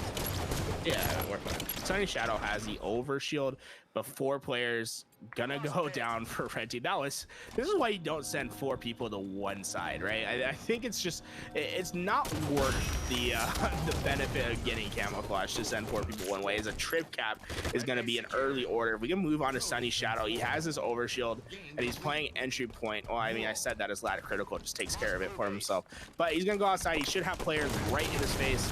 He does, and this is just looking all blue team. The Maw off the start as the left thumb and crew finally get a stronghold in their favor. But man, that is just a devastating start as we're gonna see them put on rotation. Yeah, really nice work so far, grabbing that back base. Flood has not started capping red base yet, only now just starting to cap it one-on-one, I think, with Sweaty Rookie, who's trying to push that base. Sunny Shadow spawning and Tower pushing into that base. Matt is way too late to start this red base, gets shut down, and really all he had to do was milk, because the other team spawned in blue base. They were able to grab that successfully, and now trying to fight their way out. Yeah, this could be 100. I mean, honestly, to keep out of this momentum, this could be 100-0, because this is not looking pretty for Depths and crew. Unless Matt caps this red base right now. Yeah, I mean, that could be, there we go. They are going to get a point, and he gets the kill, but that could be short-lived, as we are seeing both bases being taken at the same time, as Beast just wins his individual fight, looking to win the 1v2, and he gets the stick to take him out in the end. Nikolai going to go down 32-4 in favor of the Maw thus far. The Flood being put on notice in this game 3. I think something peculiar that we've seen about this particular game of Stronghold so far is that there's a lot of fighting happening in both side bases at the same time, and I think Depths recognizes that, so he's attempting to start Pit on his own. Not able to pick up the kill there to make that play happen. I would have preferred maybe to see him live a little bit there with Camo and Overshield coming up right now. I think Sunny Shadow, we can switch over to him, is in position to grab that camo. Able to live with it. Big kill there on left thumb. 2 up. He's going to be able to make his way back through the pit. Shut it down. Is there an overshield as well? Overshield got burned. Okay. Got it. Yep, so we got Sunny Shadow, Matty Ice with camo. Looking for this player. Just died. Oh, and blue base. I'd like to see Sunny Shadow get this camouflage and start, I mean, not camouflage, the noob combo, and to start getting some easy kills to go with it. Oh man, my Astro is just killing me. Sunny Shadow, looking for these players behind him. We'll see if he's able to get one. Yep, there we go. The new combo is all four so down. dangerous when you can just shoot it like that, man, where you just spam the trigger, get players to lose their health right away. And this is just, it's still looking just so fast for this boss squad. They are just flooding into bases, fighting kill after kill, and just maintaining this extravagant lead that they built. Really crazy fight about to happen here. Both teams pushing nearly completely outside, besides Sweaty Rookie having the wherewithal to take pit. Start that pit, get the pinch on the guys in Turbine. One player left, trying to kill the remaining players in pit. Actually, I was ready for that to happen. It looks like no, still not able to make it happen. Oh Come on, working their way back in towards the pit again. Oh no, if he didn't throw that with the milk. He gotten that kill, bro. That was close, man. That was close. Absolutely. Not letting it go yet. This is it's not going to be looking good in a second, though. They're about to get trip capped. Beastish is in a position to still play aggressive towards that blue base. Yeah, it's just they need to make something happen just about now, right? It's getting to the point where it's going to be really hard to come back. 84-4. They got the reset. I think this is all but it. A fast game 3 victory. But you know, last time I said it was going to be a victory for the team, they ended up losing. So what do I know, Nico? What do I know? That's incredibly truthful. What an insight, man. What an insight. That's what chat was waiting for. You they wanted to hear it, man. I just let them know. It's alright. We've been teaming for so long. You know it's been up there. Oh, big ninja there by Depths. I don't know if we got that. That was unfortunate. Oh, they're scoring. They're scoring. Come back. Run, captain right now. Naded, thumb, big nades, huge nades. Yeah, I think they should have went for bottom mid right away and just out-rotated. And I think it's going to cost them. I agree. It's close Yeah, now. there you go. Yeah, they would have been able to get it in time. Yeah, I think that over the course of this game, what we saw from the Flood was, I think that their timing was a little bit off. I don't think that they were aggressive when their awareness should have told them that they had the time to do certain things. Coming off a spawn, knowing that the other team was super hard in the complete opposite base, that's a time where you don't need slays to go in, grab your own base real quick, and then fight your way out. Or in that opportunity there, you don't have to come back for that side base when you have your whole team already coming off of Tower 3, nobody to stop your team in pit. You grab pit, you go back to your home base, you make sure that's clear with your 4 on 2 or 3 advantage. And I think that they could have mounted a little bit of comeback there. Definitely Empire Stronghold is known to be on the snowball-y side, potentially, especially once you get those power-ups rolling, but just not able to throw it quite together there yet. Well, once again, 2 triple kills in one game. Beastish and Sunny Shadow this time having their triple kills. Just an incredible game for Beastish, right? I always saw him just in the forefront of the action, staying alive. Let's move on to our next game. See what it is going to be. I think it's a flag, right? Yeah, it should be a flag. Kali flag. Oh, what a classic. What a classic, man. Did we see that Left Thumb in the chat just voted on his own team in the poll from Streamlabs? That's nice. Confidence from Left Thumb. Honestly, invalidates the poll. Can't have that kind of bias in our selection. In fact, I'm gonna ban you from chat right now, dude. Like, you can't be doing that. You can't be messing with our polls. Oh, but nice. Be nice. That always reminds me of the script. Be nice. Key and Peele. If you get it, you get it. If you don't, you don't, and you're an uncultured person. We have Biggie shouting from the back that he understands. All right, Kali flag loading up. Hopefully, I don't think we're going to see any ground pounds on this one. NAHL settings ready to roll. Sniper rifle and rockets on the map. No weapon pads. No weapon pads. Don't need them. Get that out of here. We have our timers, bro. Oh, I wonder if any of these teams are using a coach right now. That'd be kind of sick. You know, we had a coach yesterday. Didn't really help that much. But it was cool. Nope, not at all. I was asking what time the rail's coming up, whether it's 2 or 3 minutes, and he told me a camo time. That did happen. Well, I actually want to go on with Nikolai as he tries doing the frosty strat. He grabs the sniper right away and tried to instantly no-scoping someone on the plat. Did not work. Threw the sniper off the map, and Will Mannon will have rockets with control of the base. Not a huge fan of that, Nikolai. Maybe you could put something else into your That's got to be the biggest letdown, to go for the frosty play on stream and then have nobody push the sniper ramp. Like, you don't even get the opportunity. Oh no, people shoot shot. Missed. He just missed. Did he? I didn't see any on the sniper ramp. He hit a wall. Darn. Ooh. Left dumb. One move. Left dumb, man. That was a close one over there. But Sunny Shadow able to get this flag back into his base, gets the first cap. Nikolai's aggressive sniper play gonna eventually cost them in the end. I believe the rockets went down in the back of red base, and red team just never found them. Really? Yeah, I think they despawned by now. But yeah, that's an interesting stat. But Lad Critical going for the ever coveted silver to silver, gets it back towards the blue base. But there's 3 red players in position. Oh my lord! And able to get it, man. They are just fighting over. What are we watching right now? And blue team comes out on top. This should be a cap for them, as Will Mannon will put the second flag in. We are moving ever so closer to a game number 5. These guys are mud wrestling right now, is what they're doing.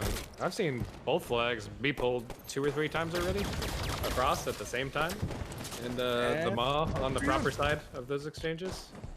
Playing real fast now off their kills, forcing these spawns in the back of the base and red elbow.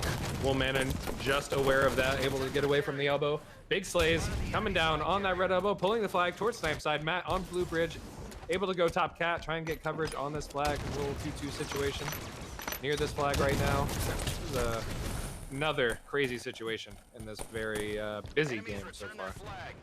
Yeah, I mean, and so far they're just playing as if they want to have the reverse sweep. You know, you have to go down 0-2 in order to pull out that reverse sweep, and I think they want it, man. They want the prestige of giving themselves the handicap and winning the series with the last 3 games.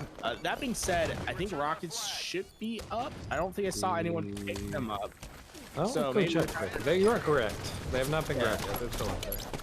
So they're not quite nice with the timers yet, and Nikolai is trying to get this flag back to their base. He's gonna get caught out by a stray nade from Sunny Shadow as Beastish is in position for the re. Lad Critical finally figures out that there's rockets in his base. He's gonna be able to pick those up, as he's gonna find Sweaty Ricky with the second rocket, and that is gonna be some map control for this blue team, and I think they're gonna probably parlay this into actually another flag cap, if I had to guess, because they've been playing extremely well thus far. Yeah, and they did just grab the sniper rifle. We saw them with the sniper control. I think Beast just has the sniper rifle trying to live. He's on the silver, just gets dropped. Unfortunately, that time now down on blue silver. Nikolai pulling the flag back towards his teammate, looking to pull snipe side towards his teammates and get this pinch on the remaining players in the base. Will Mannon in the home base where Nikolai is running the flag, just pulls the flag out the window. There's a lot going on here. Again, both flags out. Another crazy situation in this game. Will Mannon run the flag out, top cat. Huge. Yeah, I like how Nikolai drops that, right? You have the sniper rifle, put it to work, as he does find one player. I guess we're going to see our first standout. I was surprised that blue player was able to get away. And Nikolai finds another. Oh, my Nikolai! Do it again, do it again, do it again! Oh, dude. I wanted to see it. Oh, man. That would have been sick. That blue guy is lucky, man. He's going to end up in a Twitter post. Yeah, a Twitter post, montage, you know, something. All of it, dude. Oh, well, then, you know, Nikolai there. With the suspect shots. But hey, he's still alive. He emptied it. Come on. And they're gonna get the there we go. Let's go. Wins. Oh, I was gonna say Nikolai won that fight and was able to pull again. That'd be so sick. You would call me Influenza, bro. I'm gonna change my gamer tag to Influenza because I make sick plays all the time, boys. But yeah, I mean, off topic. But Nikolai, once again, in the back base, I think you're gonna do the same exact pull. This is not gonna work the second time, Nikolai. Yeah, you have to check your numbers. I think he left the elbow, expecting them to spawn elbow, but he didn't realize that the K spawn is just way more weighty. Usually what you should do is you pull the flag, you go window, and then you usually try to get enough information from your team to let you know whether to go into the DMR or into the trenches. But that situation didn't quite work out for him.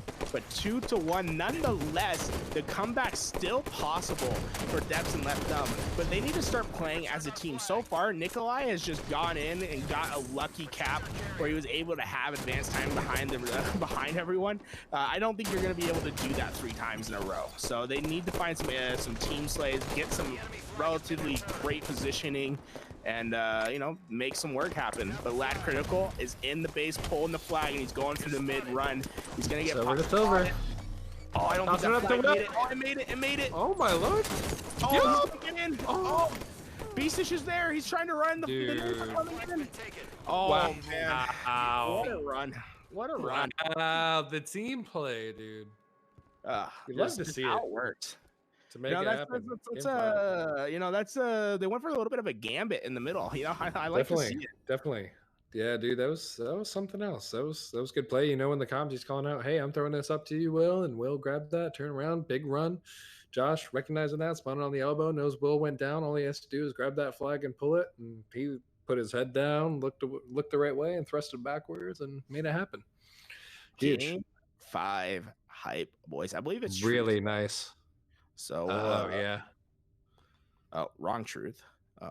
Nice. And I will remind our viewers at home, we're peaking at 31 viewers right now. Thanks, chat. Appreciate this. Hope you're having fun joining us in this Division 1 NAHL North American Halo League matchup. Going to True Slayer, the last Slayer, if you missed it in the series, like all of the Slayers we have seen tonight in NAHL, 50-49. Yeah, real close. Razor close, man. Definitely. You know, and I'm getting nervous. You said 31 viewers, man. And you know what? I have tips for you guys at home. If you're ever casting in front of a big group, just imagine everyone at home sitting in their underwear watching you cast. It really does help. And it really gets those nerves out of your system. Oh, my. Pro tip, guys. Pro tip. See, if Left Thumb has an issue, he'll type it in chat. I know Left Thumb. Yeah, Left Thumb's in chat voting for his team to win, things like that. So if he can do that, I'm pretty sure that he can let us know.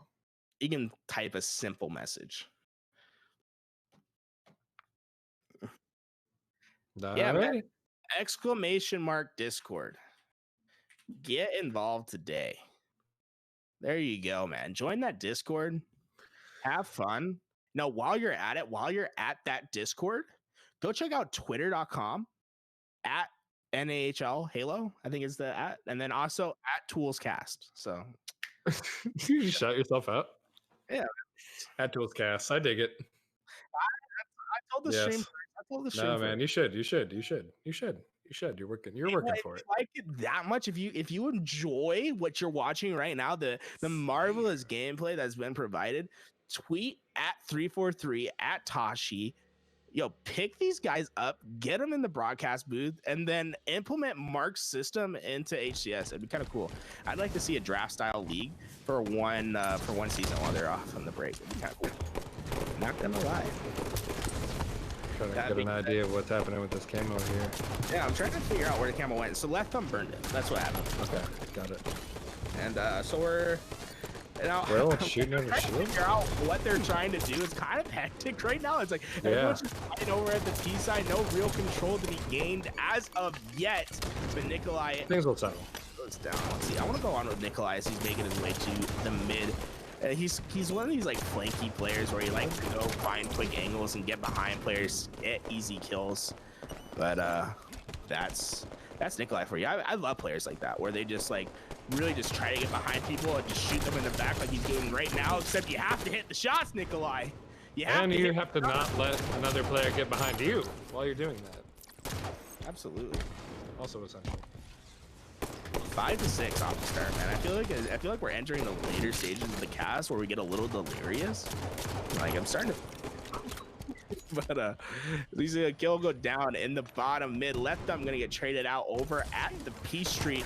Still just a neck-to-neck game. No real power positions to speak of as yet. I'd like to see these teams really just try to create their U, have a player in both the towers, one in the mid, one controlling a base, and just start collapsing into the bases, rotate out, spawn trap them in the car, do some nasty things to some people. But right now, just an 11-9 lead. They get a 12-9 lead as Will Mannon finds a kill at the bottom of the base. As we are approaching rapidly into the next camouflage. Yeah, as we transition towards this camouflage, we're going to see the team start to fade off from the car side towards the P side and try and force the other team to spawn as far away as possible from the P side to have an easy grab on the camouflage. I think that's a little bit of what we're seeing now. Teams playing fast, out of car as fast as they can, trying to get their teammates to spawn on the bases, and camo coming up shortly. Now, I would have liked to see Sweaty Rookie, instead of just sitting in that P1, to go into that P Eli and to become a pillar defense, to buy time for the player that spawns behind him to get that camouflage. I think that's an underrated play that players don't make, where they can just expand into both P sides, have that full P side control, and then if they're gonna break through, they have to go through a couple moments of slaying, and they just don't have the timing to get in there and burn it like they did. That being said, we're still at 18-20. I'm on with Sweaty Rookie. He's trying to find his redemption in the red base, throwing a nade, and he says, hey, I'm out. I'm gonna go help my teammate at car. I ignore that guy red. I like it. Just repositions and is gonna find the assist on the kill at car 2. And so far, man, just neck and neck. We're finally seeing a lead build on out for the mob. Reverse sweep on the table if they can pull out this game 5. Yeah, I mean, he left it to reverse sweep, and as much as we didn't want game 1 to go in their favor because of what we saw on stream, if you recall, before the series started, we got started a little late. Dep's team was really not going to be able to play, and then they started late, and Beastish, they decided they still wanted the smoke, and they didn't want to take any games for how late the game was starting. And I would almost feel bad if they could have taken the forfeit and then came in and lost the series tough, but they're doing a good job now of making sure that they showed up anyway, right?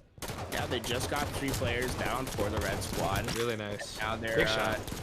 Yeah, now they're just going back at it again. We saw Sunny Shadow get a kill across the map as all this is going down. And right now, just like we said, camouflage is going to be coming up in about 20-ish seconds. We'll see how they reposition over at the P side. I want to go on with Nikolai as he's already on the flank.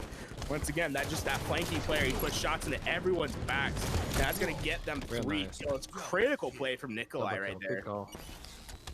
Brings the score differential to 2. Map. Yes. Don't ask me where I went to school. No, I thought you'd play it yourself. Gary continued giving me shit. No, nope. I'm not saying it. Camo is up. Beastish is going to choose to ignore that as he went straight up to that attic. Nikolai trying to find some players. I think Camo did go into the hands of Depths. So Beastish, he saw it. He decided to go for the kills at P2. He did get himself 2 kills, but at the cost of the camouflage. We'll see if that comes to bite him, as Beastish is eventually going to get taken down with the help of Nikolai. Depths finds the 5-shot on critical, and all of a sudden that play to go P2 instead of the camo could be haunting them. As Depths is putting this to work. Depths is just such an intelligent player, really cerebral with his plays, and when you give him this camouflage, he will take it the absolute limit. Just look at him tearing this team apart right now, giving his team the lead for the first time in this game. Yeah, I mean, having that Tac Magnum and the Invis is just such a deadly combination. Oh, you're basically invisible to the map. He went on a wingman, and I want to say he was 1 kill away from a killing spree. So what an absolute critical life for him. That was a beautiful one from Depths. He has 12 assists right now. Hey, you love to see it, man. What a team player. What a team player. So they did get the lead. So they are going to have the positional advantage and the lead as we're preparing for this next camouflage. It'll be interesting to see what happens at the end, because man, this is just neck and neck. I think the next camouflage is going to determine it, Nico. Yeah, I mean, it's going to be close. We saw what Depths just did with that last camouflage. You got to imagine that blue team, as good as they are, as smart as they are, they're preparing to try and keep it away from him. They know how bad it could be for them if the red team was able to slip away with it again. Well, P-Switch is going into this P tower. I don't think he's aware that there's 3 players there, but he's making an absolute work out of it as he finds one and gets the assist on Nikolai with the help of Sunny Shadow. And all of a sudden, now they have the P tower control with the camouflage coming up soon. The question is are they aware of the time? Because they weren't able to get it previously, and now we see 3 red players jockeying for position on this camouflage. And I want to see if anyone dropped. I think Will Manning got away with it. Oh, and if he can stay alive, left thumb, almost huge kill. Almost. I think that'll secure the game. I think that's going to be it. I mean, we don't want to speak too soon, but Will Manning can just use this camo to get 1 or 2 kills along with a trade. That should be enough for his team to take the victory. Oh my lord. Sweaty. Oh no, he didn't get it. There's a lot going on right now. But B-Stitch is able to pick it up, and as long as he trades right here, I think that'll put it out of reach. 46 to 49. All it takes is a team wipe, though. A team wipe for red team, and they have it. So we'll see it there. We see 3 players, all 4 players stuck at car, but they are not in the position to punish. Matt is all by himself in red 2. They need to get to his help now. And Nikolai went to his help. Oh my lord! Right in front of him. He's staying alive and still challenging. This could be on the table. Matt is alive underneath the base, and the kill comes in. 49. Oh, and the victory! What a comeback! 5 to 50. They did it. The improbable, the impossible. Holy Nikolai shit. and crew taking home the victory. Can we believe that we saw 3 50 to 49 Slayers on stream tonight? What a Dude, show. What a stream. Dude, that is Oh. nutty. That is great. Clip Nikolai, it. Clip it 19 kills, 5 assists, 14 deaths, 2,400 damage, 2,600 damage from rookie right next to him. Big game by a lot of players in this game. I think both teams should be really, really satisfied with how they played. You know, obviously that's got to hurt knowing that you're 1 kill away from, you know, changing your win-loss column on the scoreboard for the season. I mean, honestly, damn, what a game. I don't think there's any one thing that you can point to. I guess letting Depths get that camo and let him just go on the tear as he did. Holy smokes. To bring back his team. But at the end of the day, that is a breakdown at the end. I mean, like, that's just a game that you can't throw away if you're B-Stish and crew. You had 4 players into the base, just find the team shot, get the player dead. And I mean, that's not to take away from what Nikolai and crew have just fulfilled, because that was an absolutely incredible comeback. I just think it could have been played a little bit better on both sides, to be honest. But hey, what a game. What a game. I feel like we are so fortunate to have gotten to cast that series tonight. We really lucked out with the games that we got. Oh yeah, absolutely. The players that we got to see tonight, they played really, really well. And you know, we appreciate NAHL letting us in here. Exclamation mark Discord. Join that Discord. Definitely. Oh yeah, guys, and let's go take a look at what we have plated up for next week. What's on the slate? What will be going down as we see on Friday? We're going to have the Maw versus Charlie Foxtrot and Flawless Cowboy versus the Banish. Shout out to the Banish, best team in the league. Hey, you didn't any of these other teams mentioned in the Halo Infinite trailer. That's all I'm saying. I know, right? I mean, I didn't see any of them. That's all I'm saying. I misread the schedule, by the way. Friday, yeah. Maw versus Charlie Foxtrot and Hingham High versus Flowhammer. And Saturday, Flawless Cowboy and the Banish versus the Flood 10 and 11 and Amber Clan. Yeah. Definitely. Guys, you know, just be here 10 11 p.m. late night Halo. You gotta love to see it. Support the Banished. Don't really care much about any of the other teams. But, no, I want to see you guys out there. If you guys can be there at 10 p.m. on Saturday and you start a chant in the Twitch chat, I will gift someone. I'll gift the channel 5 subs. If there is a banished chat. Are you even going to be around to gift any subs? You're not even going to be playing in the match. You're so bad. Don't lie to them. Don't need to know. Be nice. I can watch the rebroadcast. I'll see if it happened. I'm also taking donations to pay for that 5 sub donation. So, oh my lord, hit me up, Cash App. Someone get this man out of here. We gotta close the stream up real quick. Halo, follow the league on Twitter at NHL Halo. You can follow me on Twitter as well at ToolsCast. We really appreciate the follows. I think Nico has a Twitter, but I don't think he really cares about it. You want to plug your Twitter? I don't care about it. Yeah, he doesn't care about it. Join the Discord though, guys. It's a fun community. We appreciate what these guys have done for the community, and it was great to watch all these great games tonight. I feel GGs, like bangers, man. Just absolute bangers of matches today. Yeah, definitely. And with that, we bid you adieu, farewell, sayonara, whatever it is. Follow the channel. Be here next week, 10 p.m. and 11 Friday and Saturday. Okay, bye.